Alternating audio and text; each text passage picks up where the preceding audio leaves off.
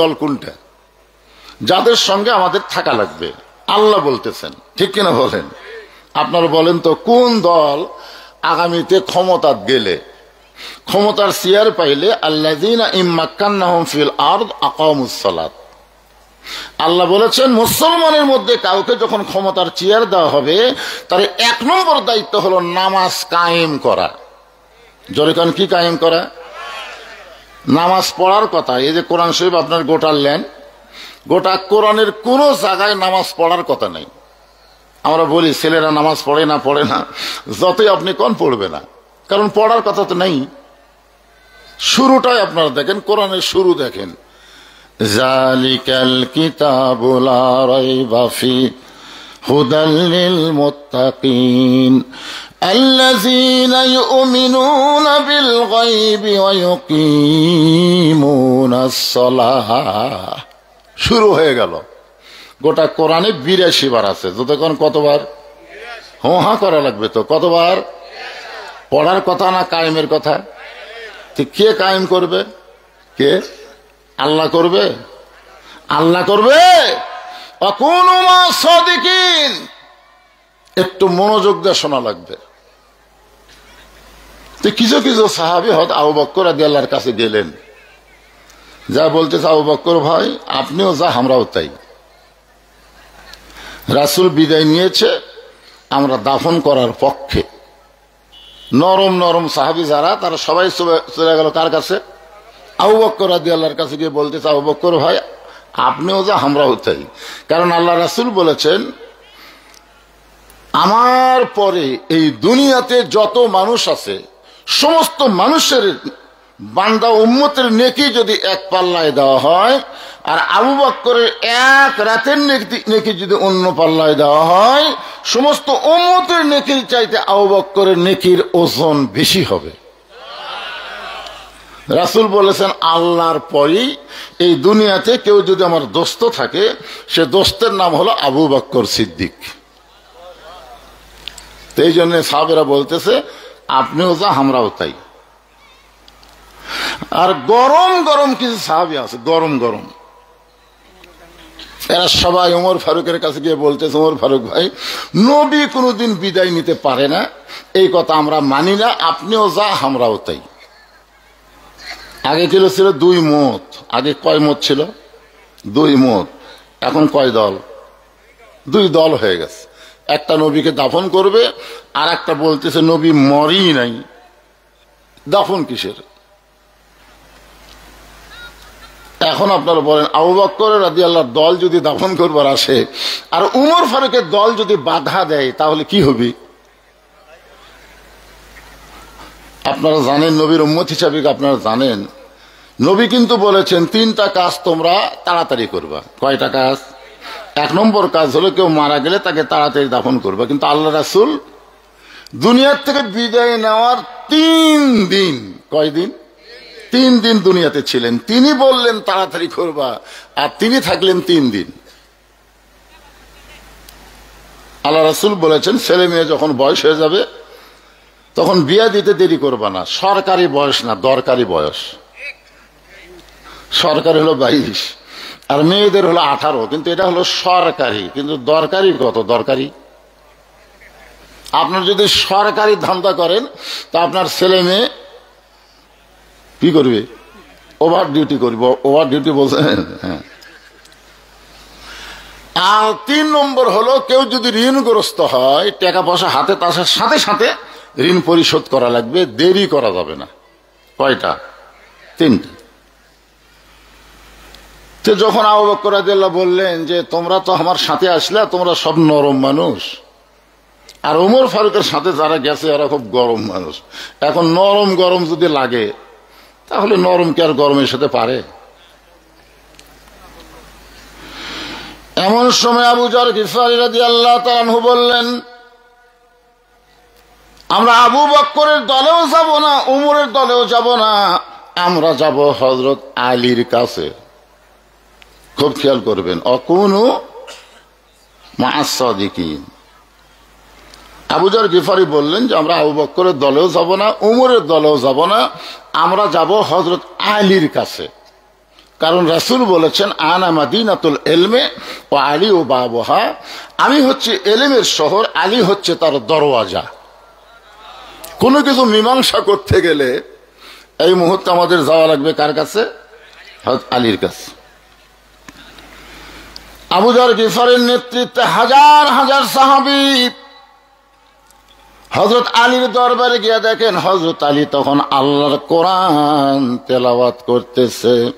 ইন্নামাল মুমিনুনাল্লাযীনা ইযা যুকিরাল্লাহু ওয়াজিলাত কুলুবুহুম ওয়া ইযা তুলিয়াত আলাইহিম আয়াতুহু জাদাতুহুম ঈমানাও ওয়া আলা রাব্বিহিম ইয়াতাওয়াক্কালুন। সবাই বলা লাগবে। তাহলে আল্লাহু আকবারে বিরুদ্ধে আওয়ামী লীগ, আওয়ামী লীগ কোনোদিন আল্লাহু আকবার কয় না। ওরকে যত মিটিং মিছিল দেখবেন আল্লাহু আকবার আছে, এখানে আছে। আপনার কি সেই দলের মানুষ নাকি? আল্লাহু আকবার কোথায়, আপত্তি কোথায়? কোন ব্যক্তি যদি সারা জীবন সুবহানাল্লাহ সুবহানাল্লাহ আলহামদুলিল্লাহ সুবহানাল্লাহ আলহামদুলিল্লাহ বলে, শয়তান কাছেই বসে থাকবে।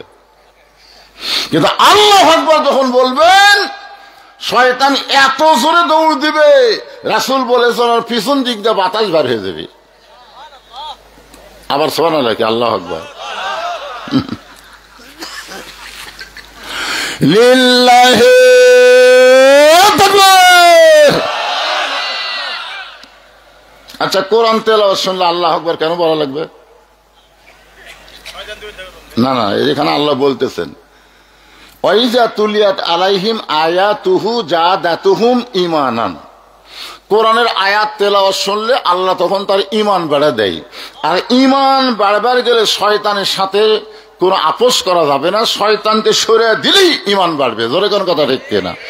আর শয়তানকে সরিয়ে দেওয়ার মন্ত্রের নাম কি?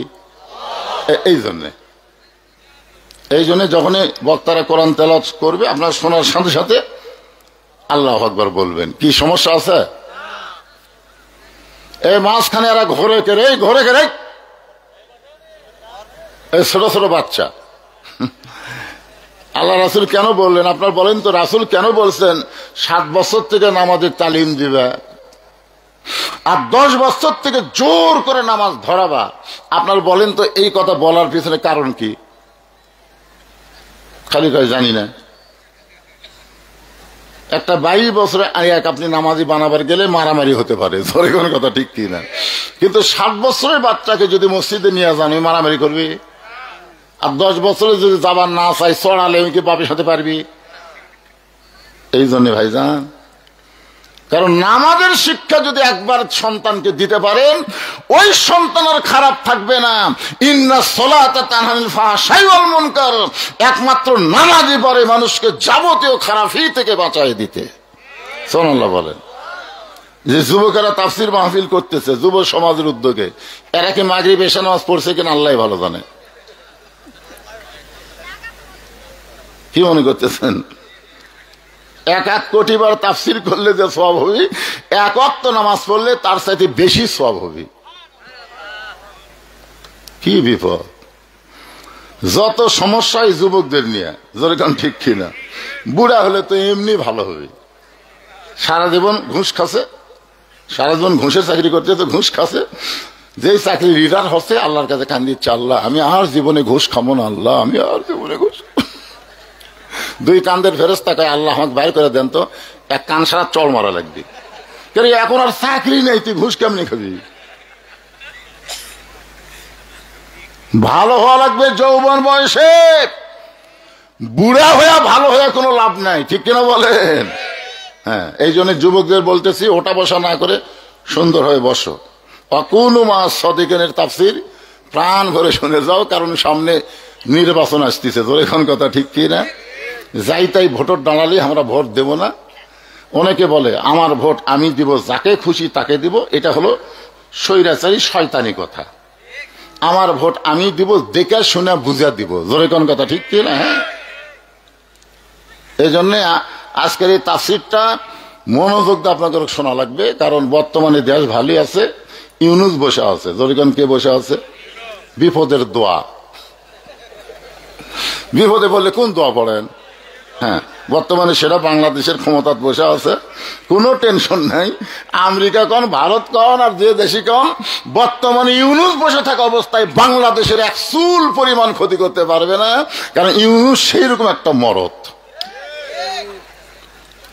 নবী ইউনুস নবীরে খাইল মাছেতে গিলিয়া, ফেরেশতা পাঠাইলেন আল্লাহ ইসমে আজম দিয়া, দমে দমে সে হরদম পড়ে সে ইসমে আজম, মাছেরই উদর হইতে বাঁচাইলা প্রাণ। সবাই বলেন আল্লাহু আল্লাহু, তুমি জাল্লে জালালুহু, শেষ করা তো যায় না গেয়ে তোমার গুণগান। আল্লাহু আকবার। আবু যর গিফারির নেতৃত্বে হাজার হাজার সাহাবী হযরত আলীর দরবারে। হযরত আলী তখন আল্লাহর কোরআন তেলাওয়াত করতেছে। যেই মাত্র কোরআন তেলাওয়াতের আয়াতে গেছে, এমন সময় আবু যর গিফারি সালাম দিয়ে বলে, আলী ভাই, অযথা কোরআন তেলাওয়াত করে কোনো লাভ নেই। অযথা ওয়াজ করে কোনো লাভ আছে? যে গ্রামে ওয়াজ হয় সেই গ্রামে ফজরের নামাজে মুসল্লি কমা যায়, অযথা। আপনারা বলেন আজকে ফজরের নামাজে মুসল্লি কম হবে না বেশি হবে? কারণ ওয়াজ শুনে ঘুম আসবি, আর বউ ডাক দিলে আর সেই গরম, এই ওয়াজ শুনেছি, আমি ওয়াজ শুনেছি, আজকে ওয়াজ শুনেছি। অযথা গরু টরু জব করে মেলা টেলা লাগে, জামাই টামাই ডাকে, একটা বছর অন্তর খাওয়া দাওয়া আর কি, অযথা।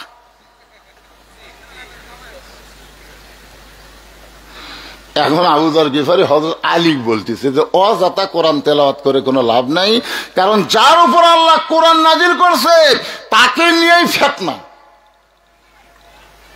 একদল বলতেছে দাফন করব, আর একদল বলতেছে মরিনি। তাহলে কোরআন নাজিল করছে আল্লাহ কার উপর? নবীর উপরে। আর সেই নবীকে নিয়ে কি ফিতনা? একদল কয় মাটির তৈরি, একদল কয় নূরের তৈরি। নবী নিয়ে ফিতনা। আল্লাহ বলেছেন লাকাদ কানা লাকুম ফি রাসূলিল্লাহি উসওয়াতুন হাসানাহ। সফলতা যদি পাওয়ার চাও তাহলে নবীর আদর্শকে তোমরা গ্রহণ করে নাও। নবী নিয়ে কোনো ফিতনা করা যাবে না। ঠিক কিনা বলেন? নূরের তৈরি না মাটির তৈরি? আপনাদের কি মনে হয়? এই দেখেন, এটি দুই দল।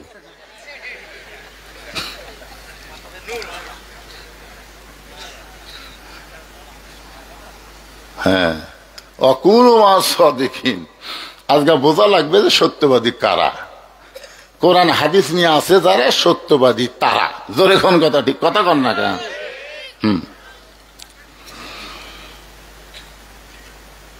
আবু যর গিফারি বলতে চাই, ভাই অযথা কোরআন তেলাওয়াত করে কোনো লাভ নেই, কারণ যার উপর আল্লাহ কোরআন নাজিল করেছে সেই নবী নিয়ে ফিতনা চলতেছে। আমরা আপনার কাছে আসলাম, আপনি মীমাংসা করে দেন, নবী দাফন হবে না ডাক দিলে ঘুম থেকে চেতন পাবে? হযরত আলী বলতেছেন চলো যাই। সোনালো বলেন, সবাই বলেন। আবু যর গিফারি বললেন যে আমরা আপনার কাছে আইছি আর আপনি বলতেছেন চলো যাই। হযরত আলী যখন চলতেছেন, সমস্ত সাহাবীরা আলীর পিছনে পিছনে হাঁটতেছে। আবু যর গিফারি বলতেছে, ভাই আমরা তো আপনার কাছে আসলাম, তা আপনি যে বললেন চলো যাই, তো এখন আপনি কোন দলে যাবেন? আবু বকরের দলে যাবেন না উমরের দলে যাবেন? সঙ্গে সঙ্গে আলী বললেন, এ দুনিয়ার মুসলমানেরা শোনো, একজন মুসলমান যদি ঈমানকে বাঁচাবার চাও তাহলে কোনো মানুষের দল করা যাবে না, দল করতে হবে কেবলমাত্র আল্লাহর। জোরে বলেন কার? আলী বুঝাইলেন আবু বকরের দল করাও জায়েজ নাই, উমরের দল করাও জায়েজ নাই, দল করতে হবে কার? এখন কার দল করবেন? শেখ মুজিবেরও দল করা যাবে না, শহীদ জিয়ারও দল করা যাবে না, দল করা লাগবে কার? আরো জোরে। জোরসে বলেন। কেন মুখত গামছা দিতে কেন কি? খোলো খোলো খোলো। এতদিন যা করছে করছে, আজ থেকে আমরা সবাই এখানে ওয়াদাবদ্ধ হব, আমরা কোনো মানুষের দল করব না। যতদিন দুনিয়াতে জীবিত থাকবো আল্লাহর দল করে দুনিয়া থেকে বিদায় নিব। জোরে কোন কথা ঠিক? কারা কারা ঠিক দুই হাত তুলে আল্লাহরে দেখান। লিল্লাহি তাকবীর। খুব খেয়াল করেন, আবু বকরের দল করা যাবে না। আবু বকর কি জাতা মাতা লোক? উমরের দল করা যাবে না। তার মানে বোঝা গেল মানুষের দল করা যাবে না, দল করতে হবে কার? আবু যর গিফারি বলে, ভাই তাহলে আবু বকরের দলেও যাবেন না, উমরের দলেও যাবেন না, তাহলে আপনি আমাদেরগুলো যাচ্ছেন কোথায়? আলী বলতেছেন, এমন একটা জায়গায় যাব যে জায়গায় গেলে মীমাংসা হবে। আমি তোমাদেরকে নিয়ে এমন একটা জায়গায় যাব যে জায়গায় গেলে কি হবে? আপনারা বলেন তো, আপনাদের গ্রামে মীমাংসার জায়গা কোনটা? আপনাদের গ্রামে মীমাংসার জায়গা আছে না নাই? সে জায়গার নাম হলো মসজিদ। আওয়ামী লীগের মধ্যে যারা নামাজ পড়ে, বিএনপি যারা নামাজ পড়ে, জামাতে ইসলাম তাবলিগ যারা নামাজ পড়ে, মুয়াজ্জিন যখন আজান যায় তখন তারা কোন দিকে যায়? যায় কি যায় না?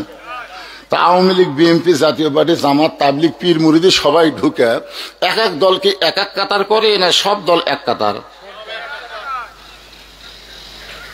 আমি নিজের চোখে দেখছি, ডান পাশে আওয়ামী লীগ, বাম পাশে বিএনপি, মাঝখানে জামাত। আওয়ামী লীগ 4 আঙ্গুল সামনে গেছে, জামাত ইসলাম হাত ধরে টান মারতেছে। কে রে, তুই কাতার চিনিস না? তুই কাতার বাদে সামনে গেলি কেন? আওয়ামী লীগ বলতেছে, আমি খেয়াল করিনি ভাই, আমি খেয়াল করিনি ভাই। দেখছেন কে টান মারলো? ওদিকে তাকায়নি, নিচের দিকে তাকাচ্ছে। যাই টান মারলো তাই হলো জামাত, কিন্তু ওই টান মারার দিকে তাকায়নি, ওই তাকাচ্ছে নিচের দিকে। জামাতের গোড়ার সাথে গোড়ালি মিল করতেছে। বিএনপি 4 আঙ্গুল পিছনে আছে। কেরে পাগলা, আগামী ইলেকশনে তোরা ক্ষমতা যাব, পিছনে থাকিস কে? কারণ গোটা বাংলাদেশ তো আমি ঘুরতেছি, বুঝলেন? গোটা বাংলাদেশ ঘুরে যা দেখতেছি, মোটামুটি ধানের শীষের ভোট বেশি আছে, মোটামুটি। হ্যাঁ, আরে বগুড়া লয়, আমি বগুড়াত খালি ওয়াজ করি নাকি? আজকে কি আমি বগুড়াত ওয়াজ করতেছি? আরে পাগলা, একটা কথা বলতেছি তাই। আওয়ামী লীগ তো আর দাঁড়াচ্ছে না, এরকে সবগুলো এমপি পল আছে। জোরে কোন কথা ঠিক কিনা? এরা দাঁড়াবে, আপনাকে এ মহাদেবপুর কে দাঁড়াবে? কোন মরদ নৌকালে দাঁড়াক তোর চাপা থাকে নাকি? দেখে নেনে কোন মাছ দেখি, খালি খেয়াল করবেন, টার্গেট ঠিক। হ্যাঁ,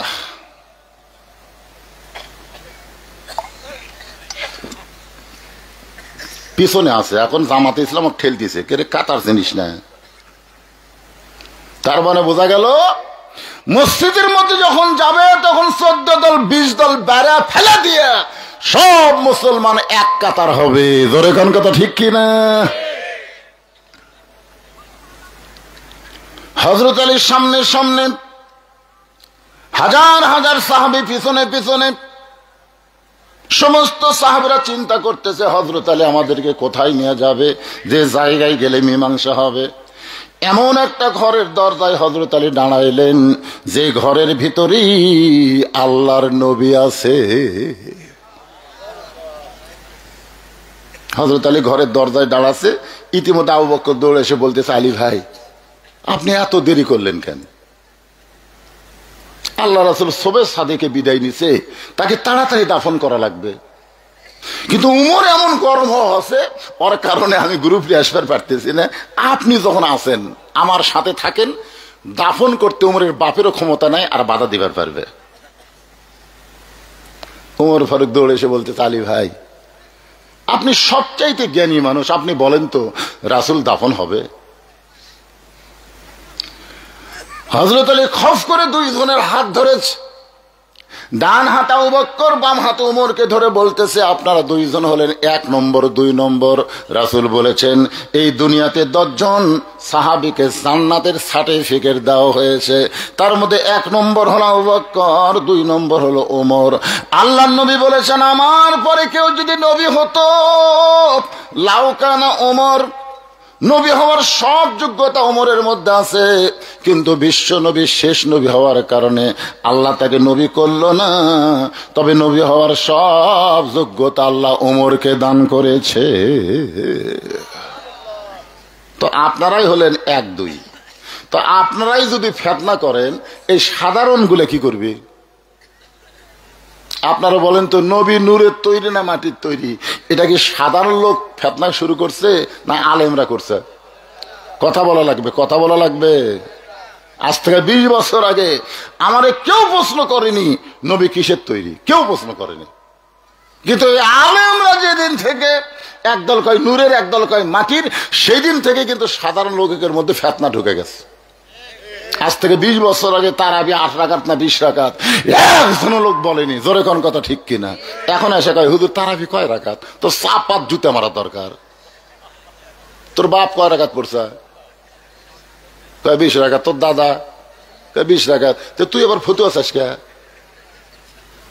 তখন আমার এক ভাই সৌদি আরবে কাম করবে গেছিল, ওই কাম করে এসে ওই হাত বান্ধে এটি পাও করে ফাঁক, আর তারাবি পরে 8 রাকাত। আর ভাই সৌদি আরবে কিষান খাটবার গেছিল, রাস্তার কাগজ খুলে বেড়াতে ওই মুফতি হয়ে যাচ্ছে, মুফতি আশা ফতুয়া দিছে তারাবি 8 রাকাত, আর পাও করছে ফাঁক, আর হাত বাঁধিছে এটি, ওই এক মুফতি হয়ে গেছে। কথা কন না? আরে রমজান মাসে একটা নফল ইবাদত করলে অন্য মাসে একটা ফরজের মতন আল্লাহ সব দিয়ে দেয়। রমজান মাস তো ইবাদতেরই মাস, আর সেই মাসে 8 লিয়া 20 লিয়া ফিতনা কিসের? কারণ ফিতনা আগে ছিল, কিন্তু যতই দিন যাচ্ছে দেখবেন এই শবে বরাত, এই শবে বরাত আর বলে নাই। সারা জীবন আমরা হালা উঠিয়ে খেলাম, এখন শবে বরাতই নাই। গরিবেরা যে কি খুশি হতো শবে বরাত পালে, বুঝলেন? এমন উঠি দেওয়া দিত, আর 1 মাস সুখে খেত গরিবেরা। এখন গরিবেরা এই শালা কয়টা বলবির ফতুয়ার জন্য আমাকে খাওয়া শেষ।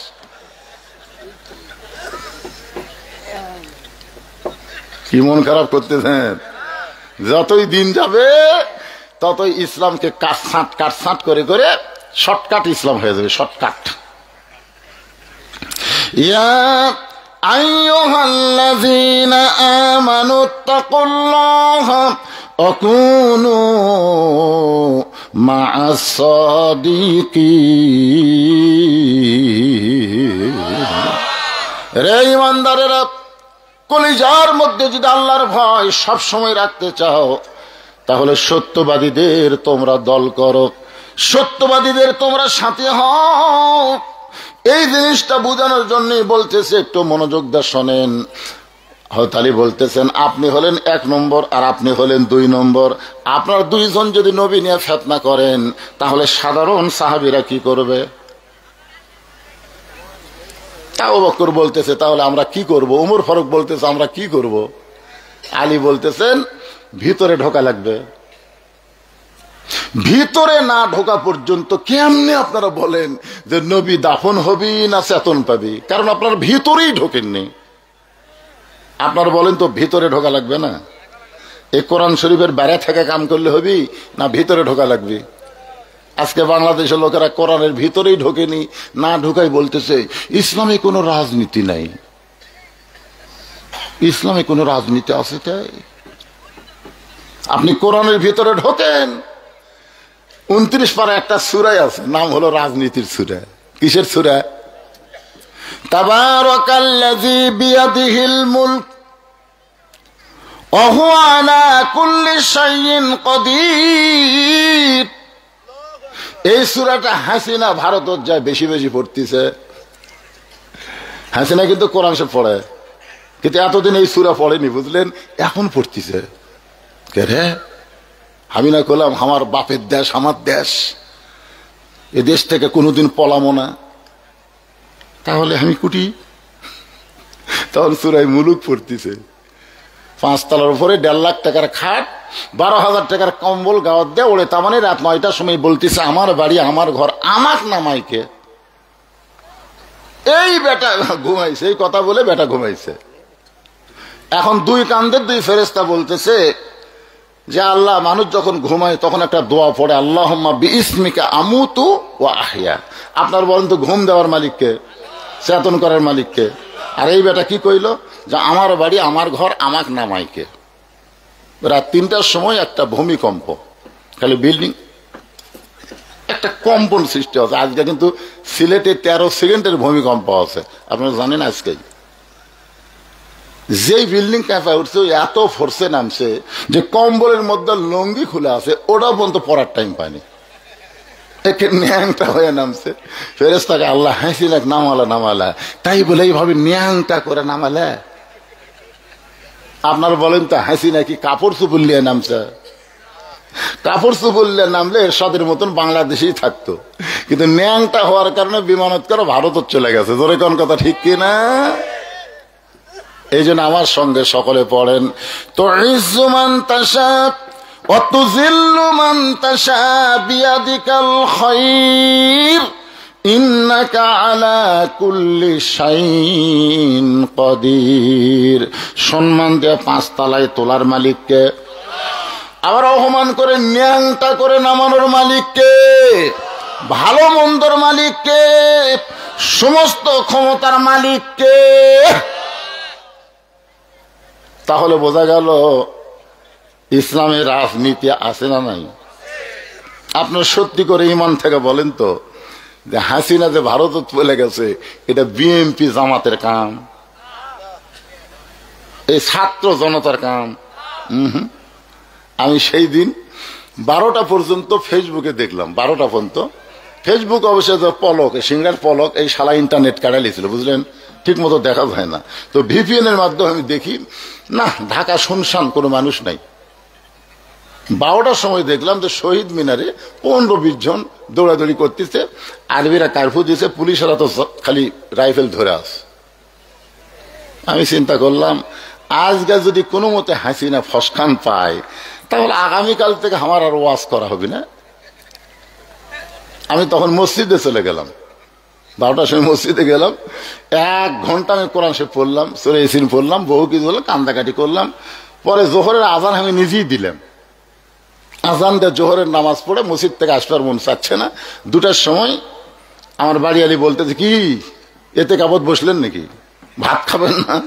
আমি ভাত খাবার এসব ফেসবুক চালু করে দেখি, ভাই যেদিকে তাকাই খালি পিপিলিকার মতন মানুষ। সঙ্গে সঙ্গে আমি কোরআন থেকে তেলাওয়াত করলাম, আলাম তারা কাইফা ফাআলা রাব্বুকা বিআসহাবিল ফিল আলাম ইয়াজআল কাইদাহুম ফি তাদলিল ওয়া আরসালা আলাইহিম তায়রান আবাবিল। আরে কিভাবে হাসিনা ফুলে গেল রে! আহা, কি বুঝলেন? ক্ষমতার মালিককে জোরসে ইমানে বলেন, ক্ষমতার মালিককে। উদখুলু ফিস-সিলমি কাফা, আল্লাহ বলেছেন পুরোপুরি ইসলামের মধ্যে ঢুকে যাও। আলী বলতেছেন, আবু বকর ভাই, ওমর ভাই, নবী দাফন হবে না ঘুম থেকে চেতন পাবে, এটা বাহির থেকে চিল্লা চিল্লি করার দরকার নাই, এটা ভিতরে গেলি বোঝা যাবে। এটা কার মধ্যে ঢুকলে? ভিতরে গেলি বোঝা যাবে। আবু বকর বলতেছে, তাহলে ভিতরে কে ঢুকবে? হযরত আলী বলতেছেন, এই ঘরের মালিক যিনি, তিনি যাকে বলবেন তিনি ঢুকবেন। ওই ঘরটা হলো মা আয়েশার ঘর। জোরে কোন কার ঘর? যে ঘরে নবী আছে এই ঘরটা কার? এখনো যে ঘরে আছে ওই ঘরটা কিন্তু মা আয়েশার ঘর। যারা হজ করছে তারা জানে। হযরত আলী বললেন, মা উম্মাহাতুল মুমিনিন, নবীর যত বিবি আছে সমস্ত বিবি হলো উম্মতের মা, আমাদের মা। জোরে কোন আমাদেরকে উম্মাহাতুল মুমিনিন। হযরত আলী ডাক দিলেন, মা। নবী নিয়ে বাহিরে গন্ডগোল শুরু হয়েছে। একদল বলতেছে নবী বিদায় নিছে, দাফন হবে, আর একদল বলতেছে নবী ঘুমের মধ্যে আছে, ডাক দিলি চেতন পাবে। মাগো মা, নবী নিয়ে ফিতনা শুরু হয়ে গেছে। ও মা, এখন ঘরের মধ্যে ঢুকে দেখতে হবে নবী বিদায় নিছে না চেতন হবে। মা, আপনি যাকে অনুমতি দিবেন তিনি ঘরের মধ্যে ঢুকবেন। ওমর ফারুক চিন্তা করতেছে, এটা যদি আয়েশার ঘর না হয়ে হাফসার ঘর হতো, হাফসা মানে নবীর বিবি হাফসা ওমর ফারুকের বেটি, আর আয়েশা মানে নবীর বিবি আয়েশা আবু বকরের বেটি। সুবহানাল্লাহ কন্যা কেন বুঝছেন? ওমর ফারুক একদিন আবু বকরের সামনে কাঁদতেছে। তা আবু বকর বলে, কান্দিস কেন? বলে, কান্দার কারণ হলো ওসমান আলী নবীর জামাই হলো, তুমি নবীর শ্বশুর হলে, কিন্তু আমি। তা আবু বকর বলতেছে, তোমার মেয়ে নাই? আছে তো, কিন্তু ওর সাথে বিয়ে দাও, আমরা দুইজন শ্বশুর হই, ওরা দুইজন জামাই হোক। সুবহানাল্লাহ বলেন। তখন হযরত ওমর তার মেয়ে হাফসাকে নবীর সঙ্গে বিয়ে দিলেন। তাহলে বোঝা গেল দুইজন কি শ্বশুর, নবীর শ্বশুরকে আবু বকর ওমর, আর জামাইকে ওসমান আর আলী। এমন সময় মা আয়েশা ঘরের মধ্য থেকে বলতেছেন, নবীর মাদ্রাসার ১ নম্বর ছাত্র যিনি, তদন্তের দায়িত্ব পাবেন তিনি। ৬ লক্ষ হাদিসের হাফেজা। সুবহানাল্লাহ কন্যা। মা আয়েশা কি সাধারণ নাকি? কারো নাম ধরছে? কারো নাম ধরছে? এমন কথা বললেন যে নবীর মাদ্রাসার ছাত্র যিনি, তদন্ত ১ নম্বর ছাত্র যিনি, তদন্তের দায়িত্ব পাবেন তিনি। সমস্ত সাহাবীরা এক বাক্যে চিল্লায় বললেন, ১ নম্বর ছাত্র হলেন হযরত আবু বকর। ওমর ফারুক আপত্তি করলেন না, কারণ এমন কথা বলেছেন সেখানে ওমরের খাওয়া নাই, ওসমানের খাওয়া নাই, আলীর খাওয়া নাই, খাওয়া হচ্ছে আবু বকরের। হযরত আলী বললেন, আবু বকর ভাই, মা আয়েশা যে কথা বলেছেন সেই কথা অনুযায়ী আপনি তদন্ত করবেন, আপনি ভেতরে ঢুকবেন, ভালো করে খেয়াল করবেন নবী বিদায় নিছে না চেতন পাবে। একটু তদন্ত করার সময় খেয়াল করার দরকার আছে না নাই? জোরে কোন আছে না নাই? হাসিনা তদন্ত করার সময় খেয়াল করে নাই। আল্লামা সাইদি হুজুরের মতন ভালো মানুষকে মিথ্যা তদন্ত করে 13 বছর জেলখানায় বন্দি করেছে, আবার হাসপাতালে নিয়ে গিয়ে তাকে হত্যা করেছে। জোরে কোন কথা ঠিক কিনা? তদন্ত করার সময় খেয়াল করা লাগবে। খেয়াল করে নাই মীর কাসেম আলীকে? মীর কাসেম আলীকে মিথ্যা ফাঁসি দিয়েছে, কারণ মীর কাসেম আলীর যেদিন ফাঁসি হবে, মীর কাসেম আলীর নাম শুনছেন আপনারা? যেদিন ফাঁসি হবে সেই দিন উকিল এসে বলতেছে, স্যার আজকে রাত 12টায় আপনার ফাঁসি হবে। তো রাত 12টায় ফাঁসি হবে, এখন কয়টা বাজে? বলে এখন রাত 9:30। বলতেছে এখনো তো অনেক সময় আছে রে, রাত 12টায় ফাঁসি হবে, কেবল রাত 9:30, এখনো 2.5 ঘন্টা টাইম আছে ভাই। তাহলে এক কাম করো উকিল সাহেব, আমি 2 ঘন্টা ঘুমাই। উকিল কয়, পাগলা নাকি রে? 2.5 ঘন্টা পর ফাঁসি হবি, এবার 2 ঘন্টা ঘুম পাড়বি। উকিল মনে করতে ফাঁসির কথা মনে করে পাগলা হয়ে গেছে। উকিল যখন ঘর থেকে বের হয়ে যায়, 2 ঘন্টা পরে উকিল এসে দেখে মীর কাসেম আলী নাক ডাইকা ঘুম পাড়তিছে। ঘড়ির দিকে তাকে দেখে 8 ঘন্টা পর ফাঁসি হবি, আর সেই মানুষ ঘুম পাড়তিছে, পাওতে এরকম লড়া দিছে। চেতন ভাই বলতেছে, ভাই রাত 12টা বাজছে নাকি? বলছে না স্যার, এখন 8 ঘন্টা আছে। মাশাআল্লাহ, এখন 8 ঘন্টা। ওযু করে 2 রাকাত নামাজ পড়ে পবিত্র কোরআনের 2টা সূরা তেলাওয়াত করে 3টা পাঞ্জাবি তার ছিল জেলখানার ভিতরে, যেটা সবচাইতে ভালো, সেটা গায়ে দিয়ে আতর সুরমা লাগায় বলতে, ভাইজান চলো যাই। উকিল কান্দের বলে, আপনি কি জানেন না আপনার ফাঁসি হবে? আপনি যেভাবে হাসতেছেন মনে হয় আপনি বিবাহ করার জন্য যাচ্ছেন, আপনি কি জানেন আপনার ফাঁসি হবে? মীর কাসিম আলী মুসকি মুসকি হাসে আর বলে, ঘুমের মধ্যে দেখলাম আল্লাহ আমার জন্য 8টা জান্নাতের দরজা খুলে রেখেছে।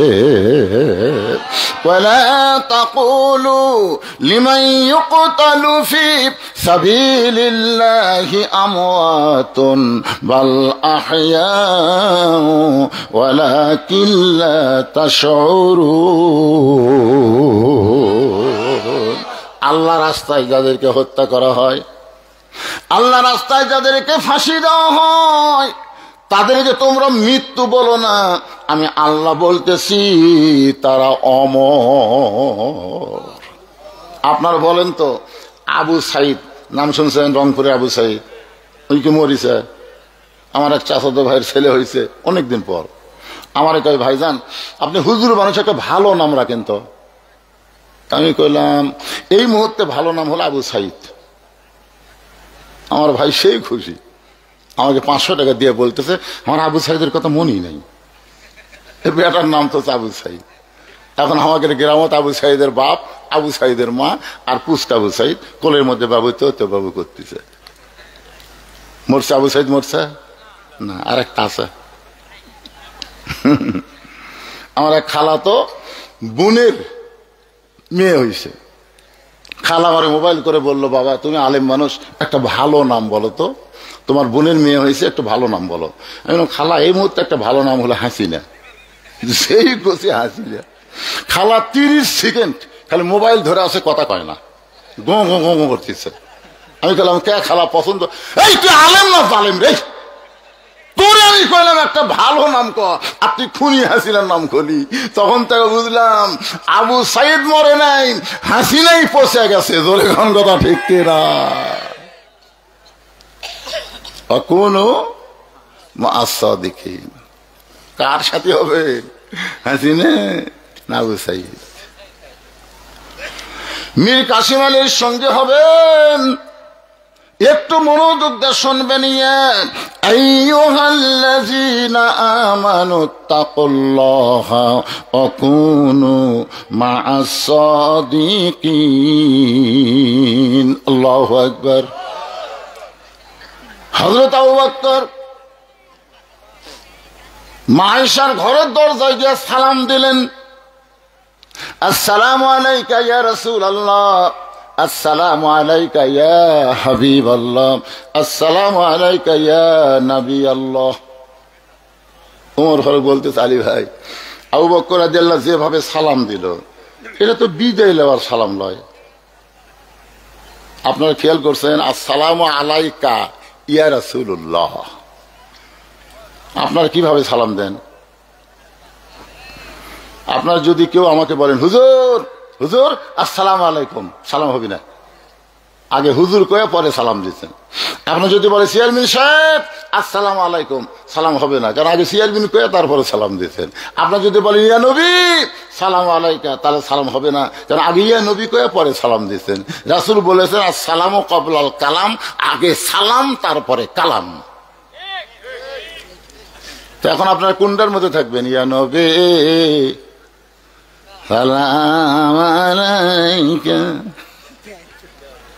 আগে ইয়া নবী করলে সালাম বাতিল, আগে কি বলা লাগবে?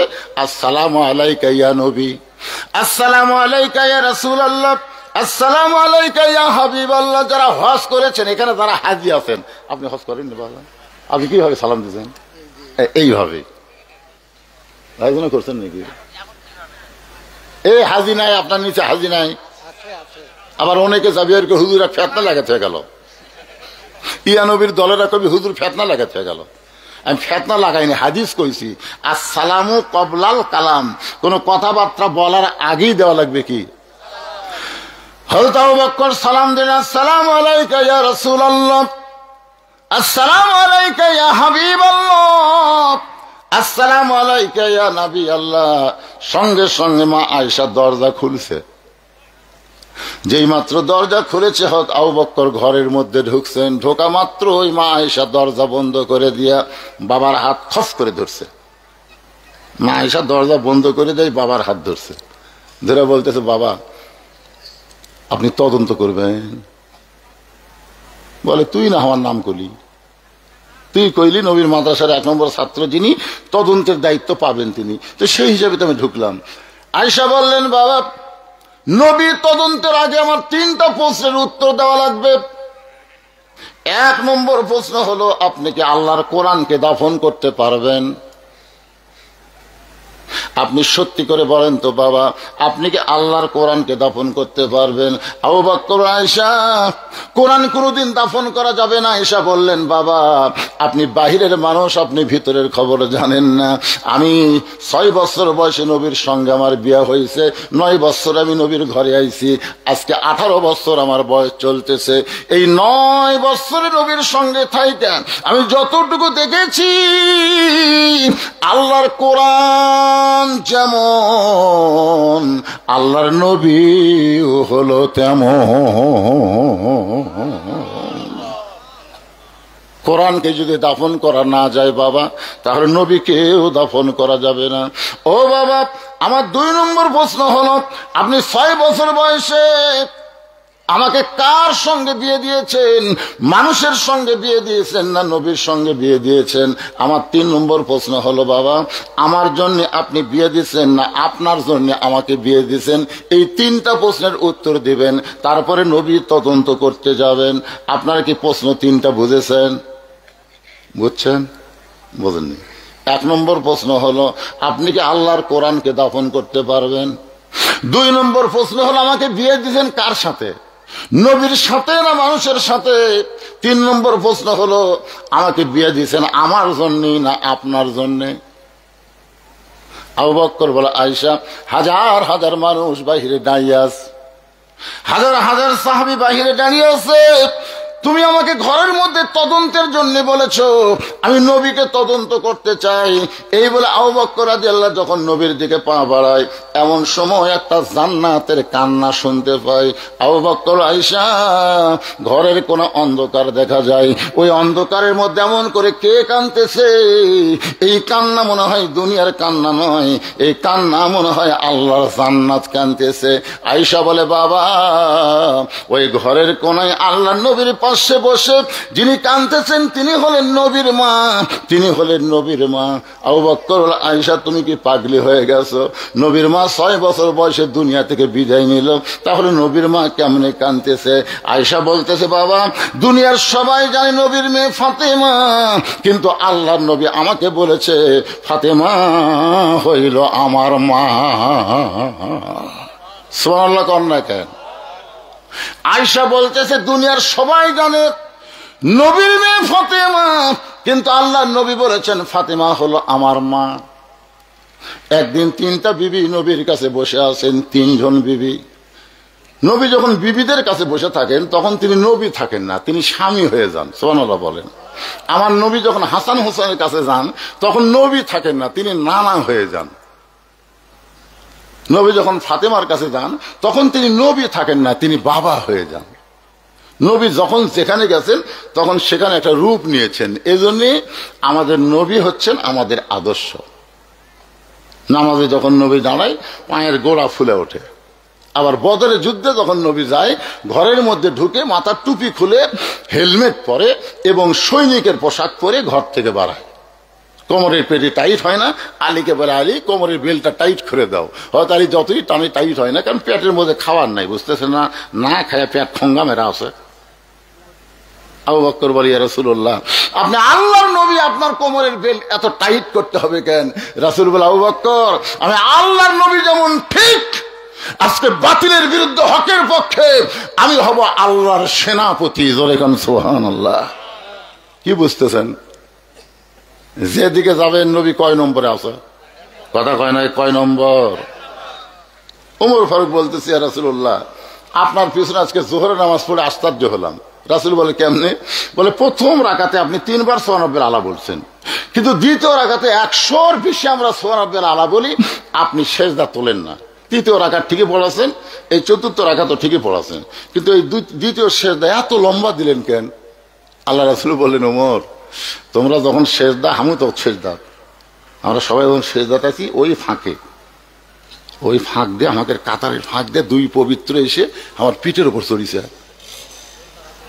দুই পবিত্র হাসান হোসেন। হাসান হোসেন নাম বলতেছে না, বলতেছে দুই পবিত্র। আমার পিঠের উপর চড়ে বসলো, আমি এখন সেজদারত অবস্থায় ওদেরকে পিঠ থেকে নামাবার চাই, কিন্তু নামাজের মালিক আল্লাহ বলতেছে হাবিব যতক্ষণ এরা দুইজন আপনার পিঠে বসে থাকবে ততক্ষণ আপনি সেজদা থেকে মাথা তুলতে পারবেন না। ওরা দুই ভাই যখন নামে চলে গেল তখন আমি সেজদা থেকে মাথা তুললাম।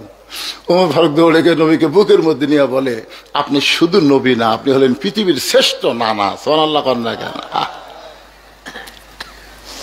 এই জন্য আল্লাহ বলেছেন লাকাদ কানা লাকুম ফি রাসূলিল্লাহি উসওয়াতুন হাসানা। সফলতা যদি অর্জন করতে চাও তাহলে দুনিয়ার সমস্ত পাংশে নেতা বাদ দিয়ে একমাত্র মোহাম্মদ রাসূলকে তোমাদের আদর্শের নেতা হিসেবে মেনে নাও। এই মুহূর্তে একটা স্লোগান দেওয়া লাগবে, আমার নেতা তোমার নেতা। আচ্ছা, এত ওয়াজ শোনার পরেও এই বিশ্ব নেতা মোস্তফা বলতে আপনাকে কার কার আপত্তি আছে? তো তাহলে এই ম্যান ম্যানা স্লোগান দিলেন কেন? এ তো মেম্বর মার্কা স্লোগান হলো, গলায় খাঁকড়ে দেন তো। আমার নেতা তোমার নেতা, বিশ্ব নবীর চরিত্র, লিল্লাহে তাকবীর। একটু মনোযোগ দিয়ে শোনেন। তিনটা বিবি যখন নবীর কাছে বসে আছেন, একটা বিবির নাম হলো উম্মে সালমা, একটা বিবির নাম হলো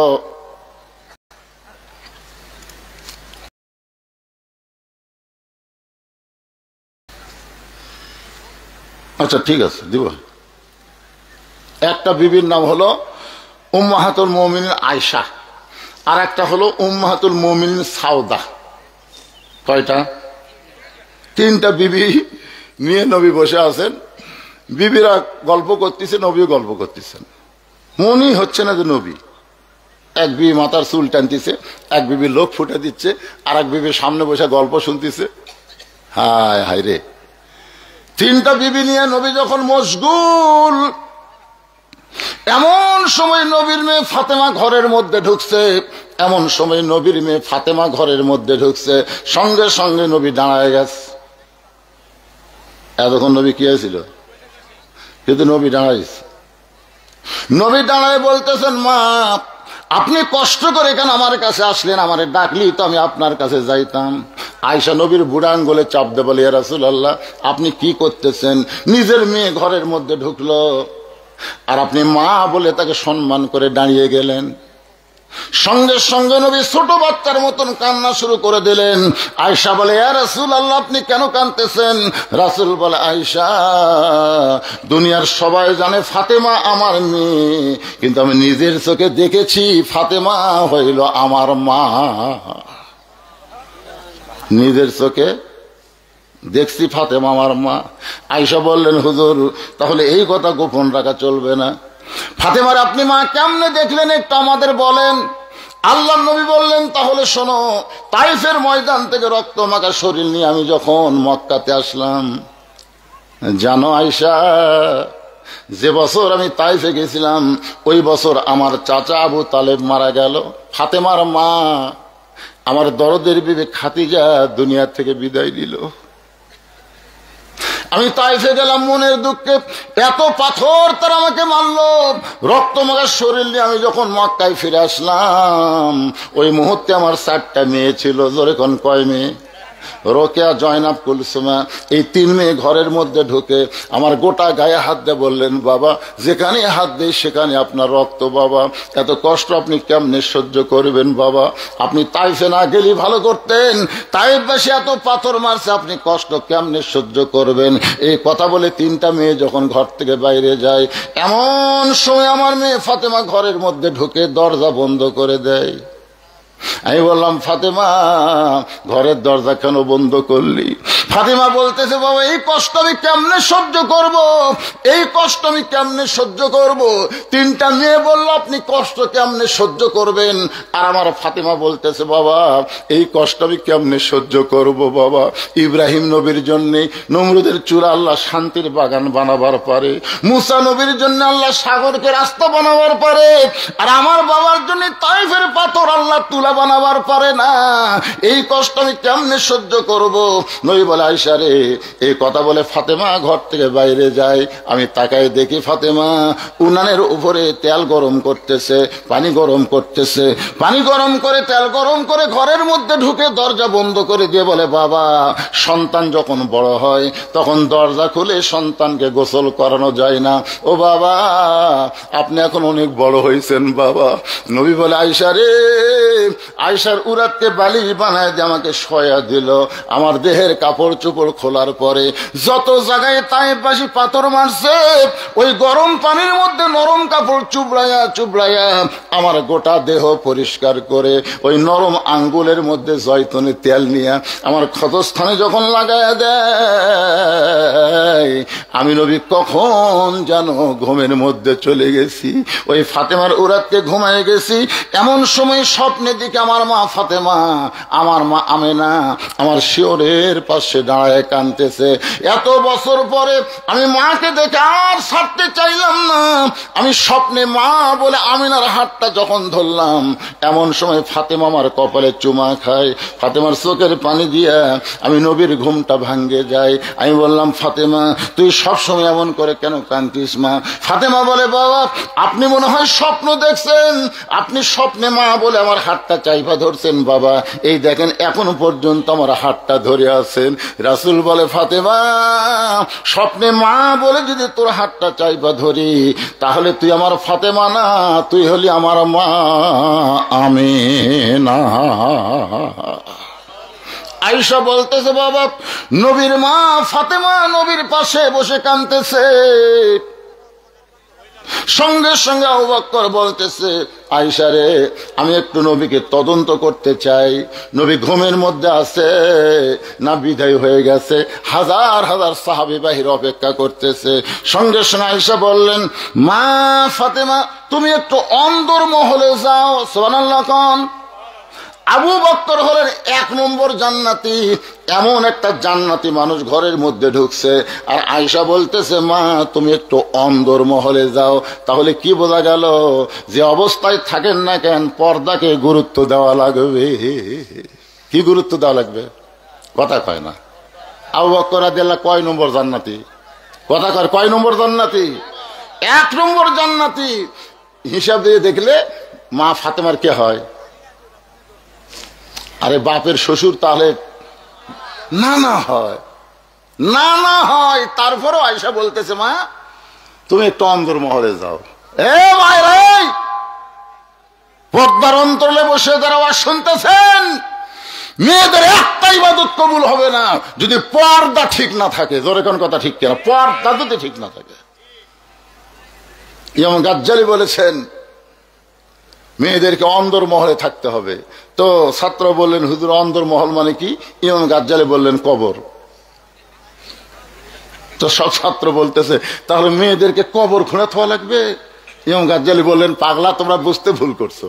কবর মানে কি? যে সমস্ত পুরুষ মেয়ে মানুষ মারা গেলে তার লাশ ধরে কবরে নামাবার পারবে, ওই সকল পুরুষ মানুষ শুধু মেয়েদের বাড়ির ঢুকতে পারবে। এখন আপনারা বলেন তো একটা মেয়ে মানুষ মারা গেলে ওই মেয়েটার লাশ ধরে কারা কবরত নামাবে? কারা? আপনারা বোঝেন না? যদি শালি মরে আর দুলা ভাই যদি নামাবার চাই আপনার দিবেন? তাহলে পিছনের লোক কথা কন না কেন? দুলা ভাই যদি বলে আমার আদরের শালি, আর আদরের শালি মরে গেছে আমি লাশটা ধরে একটু নামাবার চাই, সমস্ত লোক এক বাক্যে বলবে হারাম, শালির লাশ স্পর্শ করা হারাম। দুলা ভাই সাইডে যায় মুচকে মুচকে হাসতেছে। একজন বলে হাসিস কেন? বলে হাসার কারণ হলে শালি যখন জেতা হয়েছিল তখন আমার হাতত আসলো 500 টাকা, আমি টাকা দেবো না, জোর করে হাতত থেকে টাকা লিবি, আমার কামড় মারে টাকা লিছে রে। এই শালি বহুদিন আমার হুন্ডার পথে চলছে, হাইড্রোলিক ব্রেক, যে ব্রেক করি শালি আমাকে চাপে ধরছে, এক শালাও হারাম কয়নি। বাসা থাকতে শালি আমার মোটর সাইকেলে চললো, আমার হাতর থেকে টাকা কামড় দিয়ে কেড়া দিল, আমার শ্বশুর পর্যন্ত দেখছে, তাও হারাম কয়নি। আর এখন মরে গেছে আর স্পর্শ করায় হারাম। বাংলাদেশে হারাম কখন হয়? সাইড থেকে একজন বলতেছে মরলে হয়, মরলে মরে গেলে 5 কাপড় দিছে, আবার খাটনি চাদর দিয়ে ঢেকাতো। সব মানুষ বলতেছে মেয়ে মানুষের লাশ দেখা হারাম, মেয়ে মানুষের লাশ দেখা হারাম, চাদর দিয়ে ঢাকো। আপনারা বলেন তো, লাশ দেখা যদি হারাম হয়, জেতা দেখা কি?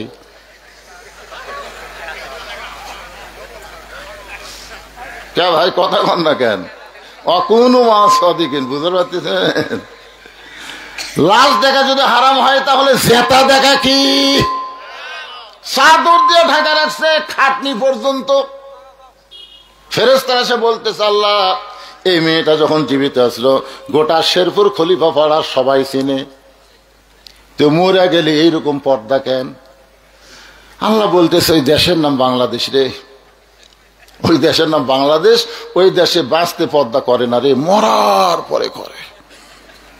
আমার মায়েদের বলতেছে, মা, বুড়ি হয়ে বোরকা পরে কোনো লাভ নাই। মা, আপনি বুড়ি হয়ে বোরকা পরে কোনো লাভ নাই, কারণ একটা বুড়ির দিকে একটা বুড়াও পর্যন্ত তাকাই না। জোরে কোন কথা ঠিক কিনা? 50 বছর আমের গাছের গোড়াত কেউ বেড়া দেওয়া দেখছেন? 50 বছর গাছের বয়স, গোড়াত দিচ্ছে বেড়া। একজন ভাই, বেড়া কেন ভাই? যদি গরু ছাগল খায় সতর্ক থাকা ভালো। গরু ছাগল ঘৃণা করে তো গাছের দিকে তাকাবি না, খাবি কি? বেড়া যদি দিবার চাষ, লক লকা পাতা বাড়াছে, ওই গাছত বেড়া দে। খালি গাছ খাবি না, বেড়া না থাকলে গাছকে ধর্ষণ করবি, ধর্ষণ। আমি বলি, যুবতী মেয়েদেরকে বোরকা পড়তে হবে। আজকে আমাদের এই যুব শক্তিকে যদি ভালো শক্তিতে রূপান্তরিত করতে চান, তাহলে নামাজ পড়ানো হবে না, নারীদেরকে পর্দার মধ্যে ঢুকাতে হবে। জোরে কোন কথা ঠিক কিনা? একেবারে মাইক চনচন করে, কারবারে মাইক আলা খুটি খুটি হলো রে, চনচন করে কে বাজান?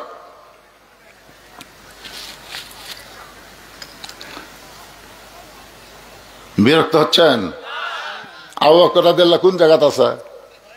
হ্যাঁ, মা ফাতেমাকে আয়েশা বললেন, মা অন্দর মহলে যাও।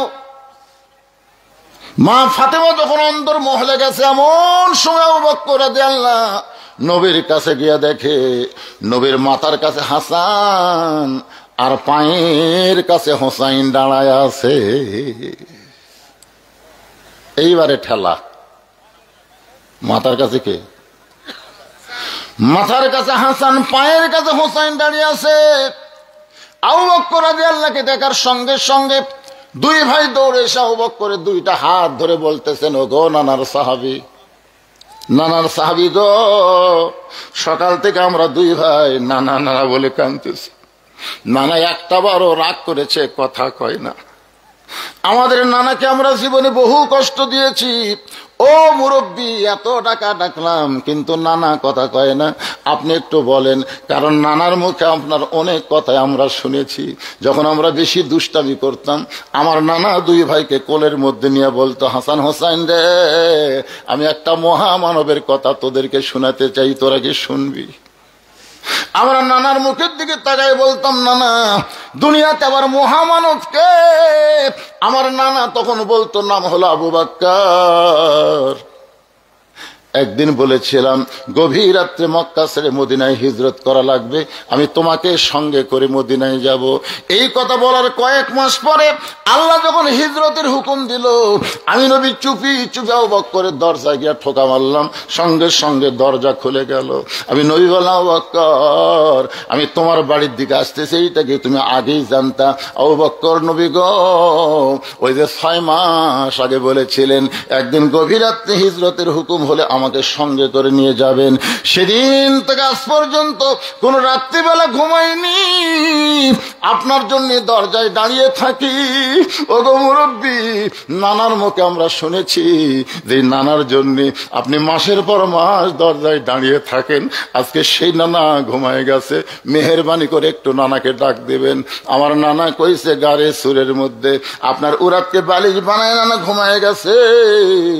আমার নানা আপনার গল্প করে বলেছে, আমার আবু বকর ঘুমায়নি। আমি নবী যখন ঘুমায় যাই, আবু বকর গর্তের চারিদিকে তাকে একটা ছিদ্র দেখতে পাই, ওই ছিদ্রের মুখে পাটা লাগাই দিছে, বিষাক্ত সব কামড় মারছে, বিষের জ্বালায় গোটা দেহ থরথর করে এক ফোঁটা চোখের পানি আমি নবীর গালের মধ্যে পড়েছে। আমি ঘুম থেকে চেতন পায়ের দিকে আবু বকর কাঁদতেছে। আবু বকর, কি হইল, কান্দো কেন? বাড়ির কথা মনে করে কাঁদতেছ, বিয়ে বাচ্চার কথা মনে করে কাঁদতেছ? আবু বকর, নবী গো, আমার কলিজা চিরে যদি আপনাকে দেখায় আল্লাহ নবী ছাড়া অন্য কারো নাম নাই, তাহলে কেন কাঁদতেছ? বলে, পাতে কি যেন বারবার কামড় দেয়। নবী কান্দের, হাসান হোসেন রে, আমার আবু বকর তার জীবনের চাইতে আমাকে বেশি ভালোবাসে। আজকে আমরা দুইটা ভাই সকাল থেকে দাঁড়িয়ে আছি নানার মাথার পায়ের কাছে, কিন্তু নানা একটা বার কথা কয় না, আপনি একটু ডাক দেন, আপনি একটু ডাক দেন। আমার নানার ঘুম কেন ভাঙ্গে না? আমার নানাকে ছাড়া আমরা দুই ভাই কিন্তু বাঁচবো না, আমার নানা ছাড়া আমরা দুই ভাই কিন্তু বাঁচবো না।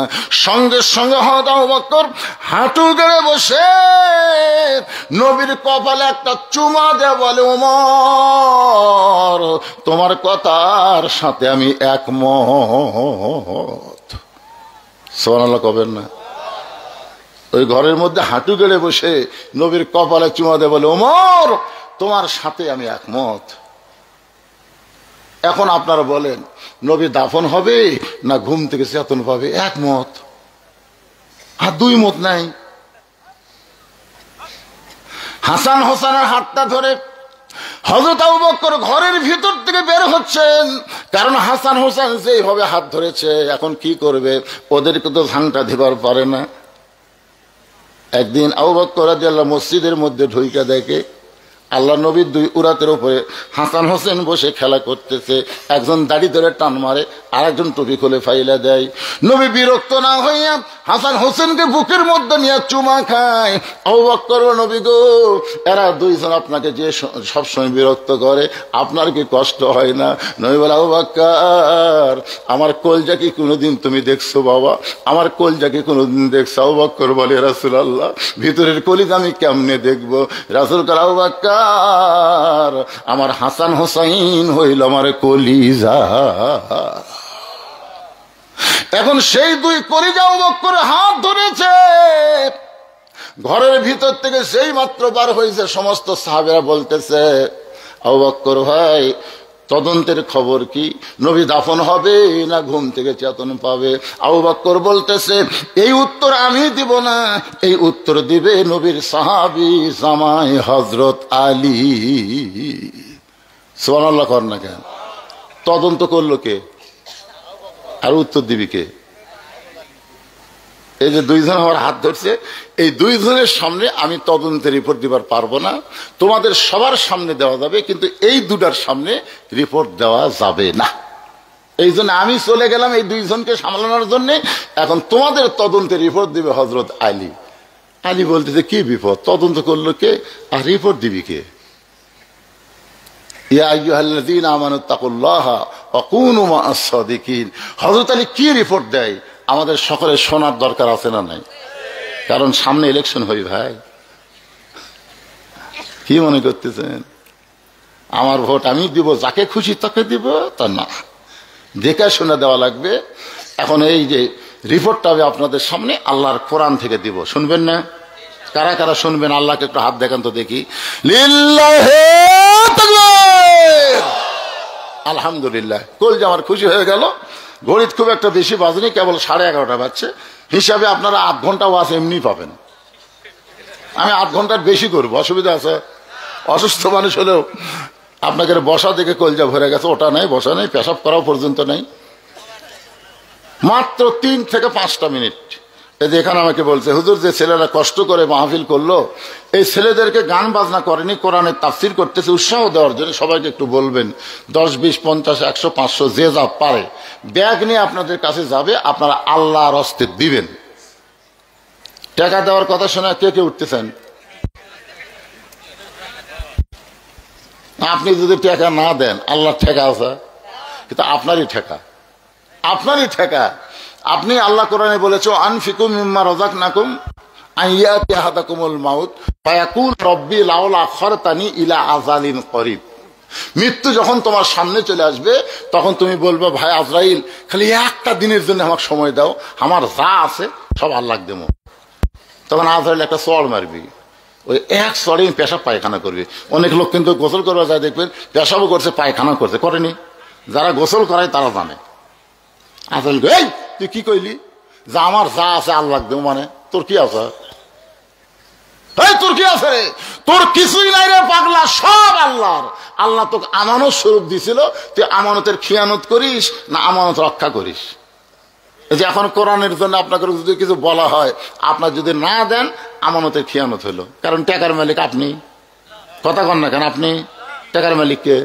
তো তাহলে আল্লাহর কোরআনের জন্য কেবল চাইছি, লাভ দিয়ে উঠলেন, তার মানে মুরব্বী উঠে খুঁটি গেল রে।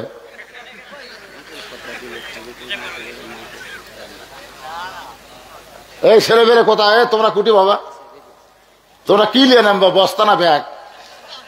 লাও ব্যাগ লে নামো, সবাই দিবে। আপনারা দিবেন না ভাইজান? 10 পারেন, 20 পারেন, যাই পারেন দিবেন। কারা কারা দিবেন না তারা হাত তোলেন তো। যারা যারা দিবেন না, তার মানে বোঝা গেল একজনও না দেওয়ার নাই। কারা কারা দিবেন আল্লাহকে একটু হাত তুলে দেখান তো। লিল্লাহি তাকবীর। আমার মায়েদের কাছে যাবেন। আমার মায়েরা, আপনাদের 1 নম্বর আমল হচ্ছে পর্দা মাপ। এই পর্দা নিশি ফাতেমার সঙ্গে যদি জান্নাতে যাওয়ার চান, তাহলে আপনাদেরকে পর্দার মধ্যে থাকতে হবে। আল্লাহ কোরআনে বললেন, অকরনা ফি বুয়ুতিকুন্না ওয়ালা তাবাররাজনা তাবাররুজাল জাহিলিয়াতিল উলা। যদি আপনারা মনে করেন, কোরআনকে ভালোবাসেন, যে হুজুর এই ছেলেরা গান বাজনা না করে আল্লাহর কোরআনের তাফসীর করতেছে, মাহফিল করতেছে, আমরা খুশি হয়ে 500 টাকা দেবো, 1000 টাকা দেবো, এরকম যদি কেউ থাকেন, তাহলে ব্যাগের মধ্যে দিয়েন না। মানে 500-1000 টাকা ব্যাগের মধ্যে নফসই দিবি না, দিবি। আপনার কিন্তু মসজিদের যে দান বাক্স, কোনোদিন দান বাক্স খুলে 500 টাকা ফাঁসেন কোন? তো আপনাকে কোন, যারা যত মুসল্লি মসজিদে বসে থাকে ওর কাছে 500 টাকা নাই? কথা কর না খাবারে, হক কথা নাই, আছে না নাই? কিন্তু খুলে খালি 2 টাকা, 5 টাকা, 10 টাকা, 20 টাকা পাওয়া যায়। ব্যাপার কি? মিন শাররিল ওয়াসওয়াসিল খান্নাস। শয়তান বলে, দিবুই যখন দিয়ে ছোটটা দে। এই খুঁজে খুঁজে খুঁজে খুঁজে, যেটা পান খাওয়ার লেই না, চা খাওয়ার ধরে না, একে সিরা ছুটে বসে দিছে। তো আবার মানুষকে দেখায়, দেওয়ার সময় খটখট খটখট করে দেখায়। কি মনে করতেছেন ভাইজান, আপনাকে এতগুলো মানুষের মধ্যে 500 টাকা দেওয়ার কোনো লোক নাই? আপনাকে এত মানুষের মধ্যে এই ছেলেকে এই মাহফিল উৎসাহ স্বরূপ 500 টাকা দিবেন, এরকম একটা লোক নাই। ব্যাগের মধ্যে তো সবাই 10, 20, 50, 100 দিবেন, 500। আজকের সভাপতি সাহেব কতটুকু দিবি? 1000। 500 চাচ্ছি, আপনি 1000 দিচ্ছেন যে? আগে তাই নিয়ত করছেন। মানুষ যেরকম চেহারা সুন্দর, মাশাআল্লাহ, এই যৌবনকালে যে কি আছিল রে। কি মনে করতেছেন এখন আয়নার মতো চকচক করতেছে? আমি বললাম 500 টাকা কেউ পারেন কেন? 1000 টাকা বের করে বসে আছে। আল্লাহ দুনিয়াতে যেমন সম্মান দিয়েছেন, আল্লাহ আখিরাতেও তেমন সম্মানে জান্নাত দিন। জোরে কোন আমিন। এই সহসভাপতি গুলো আছে কেউ যে এতগুলা সহসভাপতি করলো? কেবারে ছেলেরা এই কিসের মাইক? ও মাইক হচ্ছে না, কেবা মাইক হচ্ছে না কেন?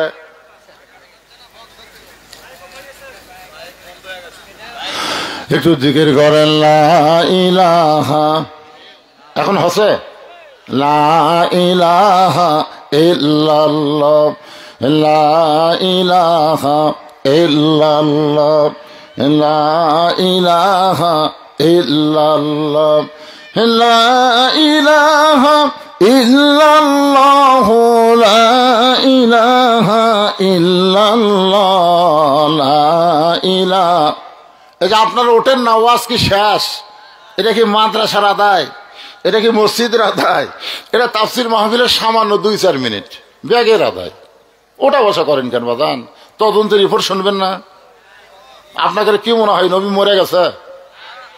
ইসলামের আলো জ্বলায়া দিয়া নবী ঘুমায়া আসেন সোনার মদিনায়। এ গজল গাইলে গুনাহ হবে? তাহলে সবাই আমার সঙ্গে দেখেন, এ গজল গাইলে নবীর প্রতি কেমন মহব্বত।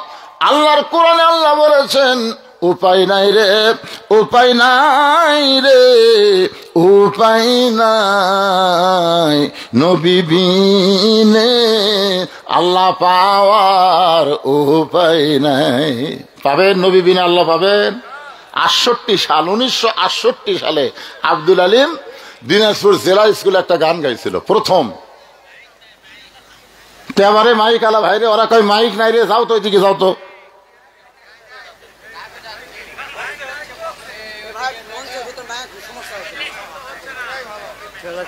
এরাই ভালো, এ দুই দল হয়ে গেল।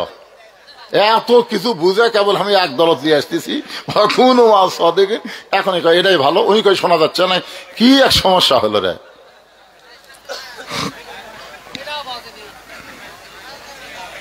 এই 1968 সাল, কত সাল? ওই সাইটে বলেন তো কত সাল? শিল্পীর নাম হল আব্দুল আলিম। দিনাজপুর জেলা স্কুলে একটা গান গাইছে, মনে বড় আশা ছিল আমি যাব মদিনায়। এই গান শুনছেন আপনারা? ওই সময় দিনাজপুর আলেমেরা বলল, আব্দুল আলিম ভাই আপনি মূর্খ, আসলে মূর্খ। আব্দুল আলিম ভাই আপনি মূর্খ, বরং গানটা পাল্টায় বলেন, মনে বড় আশা ছিল যাব মক্কা মদিনায়। আপনি মক্কা বাদ দেখালি মদিনায় যাবার চান? মক্কায় 1 রাকাত নামাজ পড়লে 1 লক্ষ রাকাত নামাজের সওয়াব, মদিনায় 1 রাকাত নামাজ পড়লে 50,000 রাকাত নামাজের সওয়াব। আপনি শুধু মদিনার কথা বলেন, মক্কা বাদ দেন। সঙ্গে সঙ্গে আব্দুল আলিম পবিত্র কোরআন থেকে বললেন, কুল হে রাসূল আপনি বলেন, ইন কুনতুম তুহিব্বুন আল্লাহ ফাত্তাবিউনি। আব্দুল আলিম বুঝাই দিলেন, ওই মদিনার মানুষটাকে তুমি যদি গ্রহণ করতে পারো, ওই মদিনার মানুষটার সুন্নত যদি আমল করো, ওই মদিনার মানুষের আদর্শ যদি তুমি গ্রহণ করো, তাহলে শুধু মক্কা না, মক্কার মালিক আল্লাহ পর্যন্ত তোমার হয়ে যাবে। কি বুঝলেন? এজন্য সবাই একটু গুনগুন করে বলেন, উপায় নাই রে, উপায় নাই রে, উপায় নাই নবী বিনে আল্লাহ পাওয়ার উপায় নাই। কেবল হলো আসলে ঠসা হয়ে গেছেন আপনারা। বাড়ির বউ যত বেশি চিল্লাবি, স্বামী তত ঠসা হবি। জোরে কোন কথা ঠিক কিনা? আপনাদের বউ চিল্লাই নাকি? আপনাদের বউ ঝগড়া করে? কথা কয় না রে বারে। আপনাদের বউ ঝগড়া করে? তানবিহুল গাফিলিনের মধ্যে লেখা আছে, যে স্বামীর বউ ঝগড়া করে, চিল্লা চিল্লি করে, পরপুরুষ শুনবার পায়, ওই স্বামী কখনোই জান্নাত যাবি না। এখন আপনাদের বইয়ের খবর নেন তো, এরা চিল্লা চিল্লি করে, ঝগড়া করে, হয়েছে করলে অন্য পরপুরুষ শুনবার পায়, তাহলে আপনি জান্নাতে যাচ্ছেন না। যদি জান্নাতে যাবার চান, ওই বউক তালাক দেওয়া লাগবে। আপনি কি মনে করছেন বাংলাদেশের বইয়ের অভাব? কিন্তু জান্নাতের বড় অভাব রে ভাই, জান্নাতের বড় অভাব। জান্নাতের জন্য বউকে তালাক দেওয়া লাগলেও দেওয়া লাগতে পারে। যে বউ আপনার বাপ মাকে দেখা পারে না, আপনার নিজের আত্মীয় পছন্দ করে না, ওর বাপের আত্মীয় খুব পছন্দ করে, ওই বউ পাল্টান। বলে বই থাকি লাভ, বলে বউ। মেয়েরা মনে করতে ক্যারে হুজুর শেষে আবার কি শুরু করলো? না মা, না, ভালো হয়ে যান মা, ভালো হয়ে যান মা, ভালো হন। পর্দার কথা বলতেছে, অকর্ণা ফি বুয়ুতিকুন্না ওয়ালা তাবাররাজনা তাবাররুজাল জাহিলিয়াতিল উলা। রাসূল ডাকলেন, ফাতেমা আয় আয়, তুই আমার কাছে আয়। যেই মাত্র ফাতেমা নবীর কাছে, নবী বলেন হাতখানা বাড়ায় দে। ফাতেমা যখন হাতটা বাড়ায় দিল, নবী তখন হাতের তালুতে একটা চুমা দিল। মা তোকে অত্যন্ত ভালোবাসি মা, এমনকি আমার কলিজার টুকরা হিসেবে তোকে গ্রহণ করেছি। ফাতেমাকে সকালে না দেখলে বিকেলে আমি দেখি, বিকালে না দেখলে আমার চোখ দিয়ে পানি ঝরে। ও ফাতেমা, তুই কখনো যেন মনে করিস না তোর বাবা নবী বলে আল্লাহ তোকে জান্নাত দিবে, তোর বাবা নবী বলে আল্লাহ তোকে জান্নাত দিবে, এইটা কখনো যেন মনে করিস না। ফাতেমা বলে, বাবা, আমার বাবা হলো সাইয়্যিদুল আম্বিয়া, আমার বাবা হলো সাইয়্যিদুল মুরসালিন। আমি সব সময় মনে করি এত বড় নবীর মেয়ে, এ কারণে আল্লাহ আমাকে জান্নাত দেবে। রাসূল বলে, ফাতেমা, এ ধারণা তোর ভুল রে মা। জান্নাতে যদি যাবার চাস তাহলে জান্নাতের আমল করে তোকে জান্নাতে যেতে হবে। সঙ্গে সঙ্গে ফাতেমা বাবার পায়ের কাছে বসে বললেন, বাবা, তাহলে নবীর মেয়ে হিসাবে যদি জান্নাতে যাওয়া না যায় তাহলে জান্নাতে যাইতে গেলে কি আমল করা লাগবে? রাসূল বলে, ফাতেমা, মাত্র 4টা আমল করবি মা, মাত্র 4টা আমল করবি। 1 নম্বর হলো নামাজ, 2 নম্বর রমজান মাসে রোজা। এই নামাজ সব সময় পড়া লাগবে না, 24 ঘন্টার মধ্যে 5টা ওয়াক্ত নামাজ পড়লি নামাজের হক আদায় হবে। রোজা সব সময় করা লাগবে না, বছরে 1 মাস রোজা রাখলে রোজার হক আদায় হবে। ও ফাতেমা, স্বামীর খেদমত সব সময় করা লাগবে না, স্বামী যখন খেদমত চাবে তখন খেদমত করবা। সবসময় খেদমত করলে স্বামী বিরক্ত হবি। সবকিছুর দাম যে বেশি, আলুর দাম কমতিছে, যারা আলু লাগাছে বুঝছেন খুব টেনশনে আছে।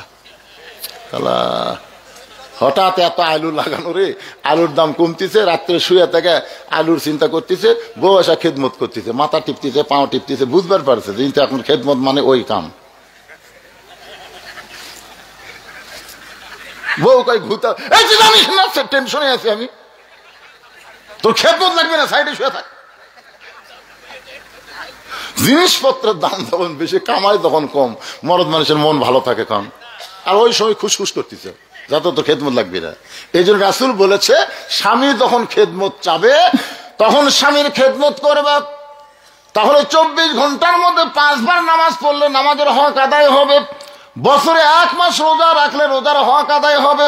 স্বামীর খেদমত যখন চাবে তখন স্বামীর খেদমত করলে স্বামীর হক আদায় হবে। কিন্তু ফাতেমা, 24 ঘন্টা সব সময় পর্দা করা লাগবে। মেয়েদের সবচাইতে গুরুত্বপূর্ণ আমলের নাম কি? সঙ্গে সঙ্গে ফাতেমা পর্দানিশী হয়ে গেলেন।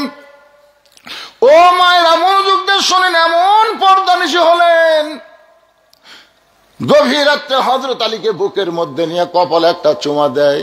আলী বলে, ফাতেমা, আজকে নবী 6 মাস আগে দুনিয়া থেকে চলে গেছে, নবী বিদায় নেওয়ার পর এমন আদর তুমি কোনোদিন আমাকে করো নাই, আমিও তোমাকে বিরক্ত করিনি, কারণ নবী চলে যাওয়ার কারণে তোমার ভিতরে সব সময় আফসোস, তোমার চোখের মধ্যে পানি, কিন্তু আজকে আমাকে বুকের মধ্যে নিয়ে কপালে চুমা খাও, এত আনন্দ তোমার মনে কেন ফাতেমা? ফাতেমা বলে, স্বামী গো, আজকে আনন্দ হওয়ার কারণ হলো আজকে গভীর রাত্রে আমার বাবার সঙ্গে দেখা হবে।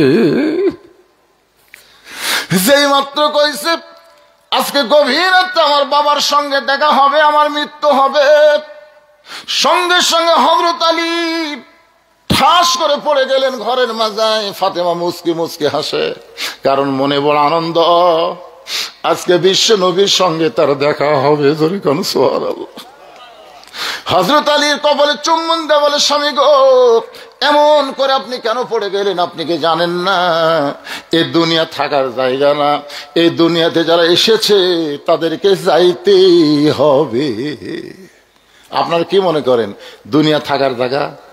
যে বাড়ি ঘর বানাচ্ছেন বাবা, এটা ছাড়িয়া যাওয়া যাবি কে রে? যার বাড়ি যত সুন্দর তার আযাব তত বেশি। আজরাইল খালি ঘুরাবি ঘুরাবি, দেখ দেখ দেখ দেখ কি কি দেখতে টাইছে যে ঠাই এদি দেখছে, আরে ওই দেখ ওই দেখ, মানে তাকে দেখবে অন্ধকার, কবর, জানলা নেই, দরজা নেই, ওরে বাবা রে, এটা কি রে? যার বাড়ি যত ভাঙ্গা তার আযাব তত কম, আর যার বাড়ি যত 7 তলা 5 তলা, ওরে বাবা রে। নিচে মায়ায় বন্দি থাইকা করলাম কত খেলা, পশ্চিমে তাকায়া দেখো তোমার ডুইবা গেছে বেলা, এক পলকের নাই ভরসা, মিশে সকল আশা, কখন বুঝি দারুণ ঝড়ে ভাঙবে তোমার বাসা। ভাইজান, মনে কষ্ট নিয়ে না, হক কথা, সত্য কথা এটাই, জাত সাকারাতুল মাউত হক্কুন। প্রত্যেকটা মানুষের জীবনে মৃত্যু হক, জোরে কোন ঠিক কিনা? হিন্দুরাও পর্যন্ত বিশ্বাস করে মরা লাগবে। ফাতেমা বলে, স্বামী গো, আসলে যাইতে হবে। এই কথা শুনে আপনি এমন ভাবে পড়ে গেলেন, আমি দুনিয়া থেকে বিদায় নেওয়ার পর আমার 3টা চাওয়া আপনি পুরা করবেন। আলী কান্দের বলে, ফাতেমা, দুনিয়ার জীবনে চাইলে কষ্ট পাবো, এজন্য তুমি চাও নাই। এত গরিব ছিলেন হযরত আলী, কোনোদিন ফাতেমার স্বামীর কাছে কিছু চাইনি। একদিন নবী ঘরের মধ্যে ঢুকে দেখে ফাতেমার মনটা বড় ভার। রাসূল বললেন, ফাতেমা, তোমার মনটা ভার কেন? বলে, বাবা, যেমন একটা গরিবের সঙ্গে আমার বিয়ে দিচ্ছেন, সকাল থেকে হাসান হোসেন ক্ষুধার জ্বালায় খালি আমার কাছে বায়না করে, গোটা বাড়ি মিলে কোনো খাবার কিছু নাই। রাসূল বলে, ফাতেমা, আমার আলীকে তুই যেন কষ্ট দিস না মা। আল্লাহর পরে কাউকে যদি সেজদা দেওয়ার হুকুম থাকতো, আমি নবী বলতাম আলীর পায়ে সেজদা কর। ও ফাতেমা, আল্লাহ ছাড়া কাউকে সেজদা দেওয়ার হুকুম নাই। এই কথার দ্বারা নবী বুঝাই দিলেন, বিবির কাছে সবচাইতে দামি ওই মহান ব্যক্তি হলো তার স্বামী। সেই দিন ফাতেমা বাবার হাত ধরে ওয়াদা করেছে, বাবা, না খায়া থাকলে যার কদমে সেজদা দেওয়ার কথা বললেন, ওই মানুষটাকে আর কোনোদিন আমি কষ্ট দিব না। নবী একদিন ঘরের মধ্যে ঢুকে দেখে ফাতেমার 2টা চোখে সুরমা দেওয়া।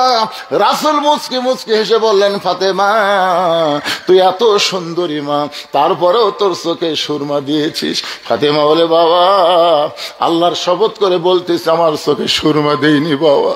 আজকে 3 দিন হলে না খাওয়ার কারণে আমার চোখের নিচে কালিমা পড়ে গেছে। সঙ্গে সঙ্গে নবী আমার ফাতেমার হাত ধরে বললেন, মা, 33 বার সুবহানাল্লাহ, 33 বার আলহামদুলিল্লাহ, 34 বার আল্লাহু আকবার আমল কর। বাল তুসিরুনাল হায়াতাদ দুনিয়া ওয়াল আখিরাতু খায়রুন ওয়া আবকা। এই তুচ্ছ দুনিয়া তোর কষ্ট হবে, আমার ফাতেমার জন্য আল্লাহ আখিরাতকে সুন্দর করে সাজায়া দিবে। আলী বলতেছেন, ফাতেমা, দুনিয়ার জীবনে চাইলে কষ্ট পাবে, এই জন্য কিছুই চাইলা না। আজকে মরে যাবে রাত্রিবেলা, কি চাইবা ফাতেমা? তুমি কি চাইবা গো? ফাতেমা বলে, স্বামী গো, আমার 1 নম্বর চাওয়া হলো রাতের অন্ধকারই আমাকে দাফন করবে, আমার কবরের খবর যেন মানুষ জানতে না পায়। আমার 2 নম্বর চাও হলো আমার কোনো জানাজার ব্যবস্থা করবেন না, কারণ আমি যতদূর জানি স্বামী যদি খুশি থাকে ওই বউটা জান্নাতি হয়ে যাবে। দুনিয়ার সব মানুষ যদি বলে ফাতেমা ভালো আর আপনার মুখটা যদি হয় কালো, তাহলে ফাতেমা জান্নাত পাবে না। আর দুনিয়ার সমস্ত মানুষ যদি বলে ফাতেমা খারাপ আর আপনি যদি বলেন আমার ফাতেমা ভালো, আল্লাহ খুশি হয়ে 8টা জান্নাতের দরজা খুলে দিল। আমার 3 নম্বর চাওয়া হলো আমার লাশটা কিন্তু আপনি খাটনিতে তুলবেন না, কারণ খাটনি কান্দে নেওয়ার 4 জন মানুষ ফাতেমার দুনিয়াতে নাই। আমার বাবা যদি থাকতো গো, মরা মেয়ের লাশের খাটনি বাবা কান্দে নিবার পারতো। আমার হাসান হোসেন যদি বড় হইতো, মায়ের লাশের খাটনি কান্দে নিবার পারত। আমার বাবা নাই, 6 মাস আগে ফাঁকি দিয়ে চলে গেছে। আমার হাসান হোসেন এত ছোট, আপনি কি পারবেন না ফাতেমার দেহটা কান্দে করে নিয়া ওই জান্নাতুল বাকির পূর্ব কোণায় সবুজ রঙের একটা বাতি জ্বলবে, ওই বাতি বরাবর আমাকে দাফন করবেন। হযরত আলী গভীর রাত্রে ফাতেমাকে দাফন করে আল্লাহকে ডাক দে, বলে মাবুদ আমার ফাতেমার পর্দাকে তুমি কবুল করো। আলী কিন্তু বলে না আমার ফাতেমার নামাজ কবুল করো, আমার ফাতেমা রোজা কবুল করো, আমার ফাতেমার স্বামীর খেদমত কবুল করো। এইটা কিন্তু হযরত আলী বলে নাই। হযরত আলী শুধু বলছে জানলাম আমার ফাতেমার পর্দাকে কবুল করো।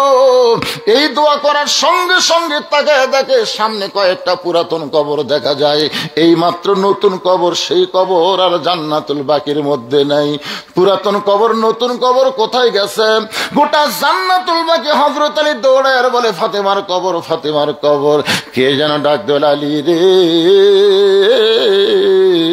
ফাতেমা পর্দা নিশি, আমি আল্লাহ জহুরা ডিগ্রি দিয়া ফাতেমার কবরটাকে কিয়ামত পর্যন্ত পর্দা করে দিয়েছি। আমার মায়েরা, ও সোনার মায়েরা, যারা পর্দার ভিতরে ও শুনতেছেন, মা আগামীকাল থেকে নিয়ত করেন আর বেপর্দা হয়ে রাস্তায় বের হবেন না, পরপুরুষের সামনে পড়বেন না, পর্দার মধ্যে থাকবেন। আল্লাহ বরকত দিবে, গোটা বাড়ি বরকতে পরিপূর্ণ হয়ে যাবে। আর আল্লাহর বান্দারা যারা ওয়াজ শুনতেছেন একটু খেয়াল করেন, হযরত আবু বকরকে নিয়ে, হযরত আবু বকর হাসান হোসেনকে নিয়ে যখন চলে গেছে, এমন সময় সমস্ত সাহাবী হযরত আলীকে ঘিরে ধরে বলতেছে, ওগো আল্লাহর নবীর জামাই হযরত আলী, রাসূল বলেছেন আনা মাদিনাতুল ইলমি আলী ও বাবুহা, আমি হচ্ছে ইলমের শহর, আলী হচ্ছে তার দরওয়াজা। তাহলে আপনি বলেন ঘরের ভিতরে নবীর খবর কি? আবু বকর কি তদন্ত করেছে? এবার হযরত আলী বলতেছেন হাসান হোসেনের নানা চলে গেছে, ফাতেমার বাবা চলে গেছে, আলীর শ্বশুর চলে গেছে, কিন্তু মুসলমানের নবী যতদিন কোরআন থাকবে নবীও ততদিন থাকবে, যতদিন কলমা থাকবে ততদিন নবী থাকবে, যতদিন আজান থাকবে ততদিন নবী থাকবে, যতদিন নামাজ থাকবে ততদিন নবী থাকবে, আল্লাহ থাকবে যতদিন, নবী থাকবে ততদিন। হাসান হোসেন নানা বিদায় নিয়েছে, ফাতেমার বাবা বিদায় নিয়েছে, আমার শ্বশুর বিদায় নিয়েছে, কিন্তু নবী কোনদিন বিদায় নেবে না। লাকাদ কানা লাকুম ফি রাসূলিল্লাহি উসওয়াতুন হাসানা, নবীর আদর্শ গ্রহণ করো আল্লাহ পাবে, নবীকে সুন্নত গ্রহণ করো আল্লাহ পাবে। ইমাম মালিক রহমতুল্লাহ আলাইহি বলেন, কোন টুপিওয়ালা দাড়িওয়ালা মানুষকে যদি দেখতে পাই, দৌড়ে গিয়ে হাত ধরে বলে ভাইজান আমার বাড়িতে আজকে আপনি মেহমান। লোকটা বলে হুজুর এত বড় আলেম হইয়া আমার মতন সাধারণ মানুষকে আপনি মেহমান করতেছেন। ইমাম মালিক বলে তুমি তোমাকে সাধারণ বলতেছো, কিন্তু আমার মাথার দিকে যখন আমি তাকাই তখন আমি নবীকে দেখতে পাই, তোমার মুখের দিকে যখন তাকাই তখন তোমাকে আমি, তোমার ভিতরে আমি নবী দেখতে পাই, তোমার পরনের পোশাকের দিকে যখন তাকাই তখন আমি নবী দেখতে পাই। আমার বিশ্বাস নবীকে তুমি মাটির তলে রাখো নাই, নবীকে তুমি আমলের মধ্যে জিন্দা রেখেছ। নবীর সুন্নত আমল করবে যতদিন জিন্দা নবী আছে ততদিন। জোরে বলেন কথা ঠিক কিনা? ওয়াকুনু মা'আস সাদিকিন। কি বুঝলেন? নবীর সুন্নতের সাথে আমাদের কি সম্পর্ক রাখলে আল্লাহর ভয় আর তাকুল্লাহ আমাদের কলিজার মধ্যে থাকবে। এখন নবীর সুন্নত কি আপনারা বলেন তো? যে লোকটা সামনে ভোট নিবার সবার আসবে, ভোট কি? আয়াতটা বলি, ইন্নাল্লাহা ইয়ামুরুকুম আন তুআদ্দুল আমানাতি ইলা আহলিহা ওয়া ইযা হাকামতুম বাইনান নাস আন তাহকুমু বিল আদল। আল্লাহ বলতেছেন একটা আমানত, আপনি এমন একটা মানুষকে ভোট দিয়েছেন, ওই গম চুরি করছে, চাউল চুরি করছে, সরকারি সিমেন্ট টিমেন্ট রড ফট সব চুরি করছে। হাসরের ময়দানে আপনি ভালো মানুষ, নামাজি মানুষ, আপনার আমল নামাজ দেখা যাচ্ছে টিন, গম, বালু চুরি করা। তা আপনি করছেন আল্লাহ আমি তো জীবনে মেম্বারও তো দাঁড়াইনি, চেয়ারম্যানও হয়নি, তা আমার আমল নামাতে রেখি, তুই যাক ভোট দিয়েছিল ওই যে চুরি করছে, তো ওই যে চুরি করছে এই চুরির একটা অংশ, তাহলে তুইও ভোট দেই তো চেয়ার দিছু। তখনও মাছ দেখেন, মানে এখন ভালো মানুষ যারা সামনে আসবি, ভালো মার্কা দিকে কাম সারবিন, ওয়াল ওয়াজনা বিল কিসতি ওয়ালা তুকসিরুল মিজান। হাসরের ময়দানে মিজান ছাড়া বুদ্ধি নাই, নেকি আর পাপের ওজন হবে। জোরে কারণ ঠিক কেনা ভাই? এর বেশি বললাম না। ফজরের নামাজ আমাকে জামাতের সাথে আদায় করা লাগবে। আমি যুবকদের জন্য প্রাণ খুলে দোয়া করবো, আল্লাহ এই যুবকগুলোকে যেন আল্লাহ 5 ওয়াক্ত নামাজি কবুল করে। জোরে কারণ আমিন। শুধু মাহফিল করলে হবে না, নামাজি হওয়া লাগবে। কেন যুবক বাবাদেরা কুটিরে যুবক গুলা কুটি গেল, বল আছে? সকলে ইস্তিগফার, আস্তাগফিরুল্লাহ রাব্বি মিন কুল্লি যামবি ওয়া আতুবু ইলাইহি, আস্তাগফিরুল্লাহ রাব্বি মিন কুল্লি যামবি ওয়া আতুবু ইলাইহি, লা হাওলা ওয়ালা কুওয়াতা ইল্লা বিল্লাহিল আলিয়্যিল আযীম। আপনাদের কারো কিছু বলার আছে? কিছু বলবেন? আল্লাহুম্মা আমিন। আল্লাহুম্মা আনতাস সালাম ওয়া মিনকাস সালাম, তাবারাকতা ইয়া যাল জালালি ওয়াল ইকরাম। আয় আল্লাহ তাআলা, শেরপুর খলিফাপাড়া যুব সমাজ কর্তৃক আয়োজিত আজকের এই তাফসীরুল কোরআন মাহফিলে ওয়াকুনু মা'আস সাদিকিনকে সামনে নিয়ে দীর্ঘ 2 ঘন্টা ধরে আমি আলোচনা করলাম। আল্লাহ মেহেরবানি করে আজকের মাহফিল আমাদের সকলের হেদায়েতের জন্য, নাজাতের জন্য, জান্নাতের জন্য কবুল। শুরু থেকে শেষ পর্যন্ত যত আলোচনা হয়েছে আল্লাহ, এর মধ্যে যদি ত্রুটি হয়, ভুল হয়, মাফ করে দাও। এর যা হাদিয়া মঞ্জুর করো, সোনার মদিনায় নবী পাকের রওজা মুবারকে আল্লাহ কবুল করে নাও। তামাম আম্বিয়ায়ে কেরাম, আসহাবে কেরাম, তাবিনে কেরাম, তাবা তাবিনে কেরাম, তামাম পৃথিবীর মাটির নিচে যত মুমিন মুমিনা শুয়ে আছে আল্লাহ, সকলের আরো আফরে হাদিয়া কবুল করো। আল্লাহ, আমরা যারা হাত তুলেছি, আমাদের জনম দুঃখনী মা যাদের কবরে চলে গেছে, যাদের মা নাই, একটাবার চোখ বন্ধ করে দেখেন, মায়ের মতন আপন কেহ নাই রে দুনিয়ায়, মা জননী নাই রে যাহার এই দুনিয়ায়, তাহার কেহ নাই, মায়ের মতন আপন কেহ নাই রে দুনিয়ায়। এই দরদের মা যাদের কবরে গেছে আল্লাহ, মেহেরবানি করে মায়ের কবরকে জান্নাতের টুকরা বানিয়ে দাও। বাবার বাড়ি ঘর সবই আছে, আজকে আমাদের বাবা যাদের কবরে গেছে আল্লাহ মেহেরবানি করে বাবার কবর জান্নাতের টুকরা বানায় দাও। আমাদের দাদা দাদি, নানা নানি, আত্মীয় স্বজন, শ্বশুর শাশুড়ি যাদের কবরে গেছে, কবরবাসীদের মাফ করে দাও। আল্লাহ, এই যুবকগুলোকে জন্য আমরা প্রাণ খুলে দোয়া করে আল্লাহ, এই যুবকগুলোর মধ্যে যারা চাকরি করে চাকরির মধ্যে বরকত দিও, ব্যবসা যারা করে ব্যবসার মধ্যে বরকত দিও, খেতে খামার আবাদ যারা করে আমাদের মধ্যে বরকত দিও। এই যুবকগুলো যারা শ্রম বিক্রি করে আল্লাহ, তাদের শরীরকে সুস্থ রেখো। আল্লাহ, প্রত্যেক বছর এমন করে একটা কোরআনের মাহফিল যেন করতে পারে, এমন ইমানি শক্তি যুবকদেরকে আল্লাহ তুমি দান করে দাও। প্রাণ খুলে আমরা দোয়া করব, এই যুবকগুলোকে আল্লাহ সব সময় যেন সুস্থ রাখে। আল্লাহ, এদেরকে যেন 5 ওয়াক্ত নামাজি কবুল করে। আল্লাহ, এই যুবকদেরকে যারা সর্বাত্মক সহযোগিতা করেছে মাহফিলের জন্য আল্লাহ, তাদের সকলকেই কবুল করো। আজকের মাহফিলের সম্মানিত সভাপতিকে আল্লাহ তুমি কবুল করো, সহসভাপতিদের আল্লাহ তুমি কবুল করো, প্রধান অতিথি চেয়ারম্যান সাহেবকে আল্লাহ তুমি কবুল করো, হাজী সাহেবদের কবুল করো, আলেমদের কবুল করো, মুরব্বীদের কবুল করো। আমার যুবক কচি কাঁচাদের আল্লাহ তুমি কবুল করো। পর্দার অন্তরালের মা বোনেরা, আবিদা সালিহা পদ্মানিশি কবুল করো। মা ফাতেমার চরিত্র দান করে দাও। আমি মারাত্মক অসুস্থ, আমার মতো যারা অসুস্থ হয়ে হাত তুলেছে আল্লাহ, সবাইকে সুস্থতার নিয়ামত দান করো। আমার নাতিটা বড় অসুস্থ আল্লাহ, তাকেও তুমি সুস্থ করো। আল্লাহ, নাতি অসুস্থ, আমার পরিবারের মধ্যে যারা, আপনাদের পরিবারের মধ্যে যারা অসুস্থ আল্লাহ, সকলকেই পুরাপুরি সুস্থতা দান করে দাও। আল্লাহ, আমি যে কথাটা বুঝাবার চাইলাম, কুনু মা'আস সাদিকিন, সবচাইতে বড় সত্যবাদী যারা কোরআনের দল করে, কোরআনের কথা বলে আল্লাহ, তাদের সাথী হওয়ার তৌফিক আমাদেরকে দান করে দাও। মানুষের কোনো দল আমরা করব না, যতদিন আমাদের জীবন থাকবে আমরা আল্লাহর দল করব, আল্লাহর কোরআনের পক্ষে কাম করব। আল্লাহ, সকলকেই তুমি কবুল করে নাও। বিশ্বের মধ্যে এখন সবচাইতে বড় কষ্টে আছে ফিলিস্তিন। আরে, ইসরায়েলের ইহুদির বাচ্চারা ফিলিস্তিনদের বড় কষ্ট দিচ্ছে বাবা। আমরা দোয়া করি পৃথিবীর মানচিত্র থেকে ইসরায়েলকে আল্লাহ যেন ধ্বংস করে দেয়, বাইতুল মুকাদ্দাস আল্লাহ যেন ফিলিস্তিনকে ফিরিয়ে দেয়। আল্লাহ, আল্লাহ, মিশরেও একটা বিপ্লব ঘটতেছে আল্লাহ, মিশরে মুসলমানকে হেফাজত করো। আর বাংলাদেশের প্রতি রহমত করো। ভারতের যাবতীয় ষড়যন্ত্র থেকে আমাদের দেশকে আল্লাহ তুমি হেফাজত করো। আল্লাহ আল্লাহ আমাদের সবাইকে তুমি মাফ করে দাও। আল্লাহ কে কোন নিয়তে হাত তুলেছে সকলের নেক নিয়ত নিকাশাই কবুল করো।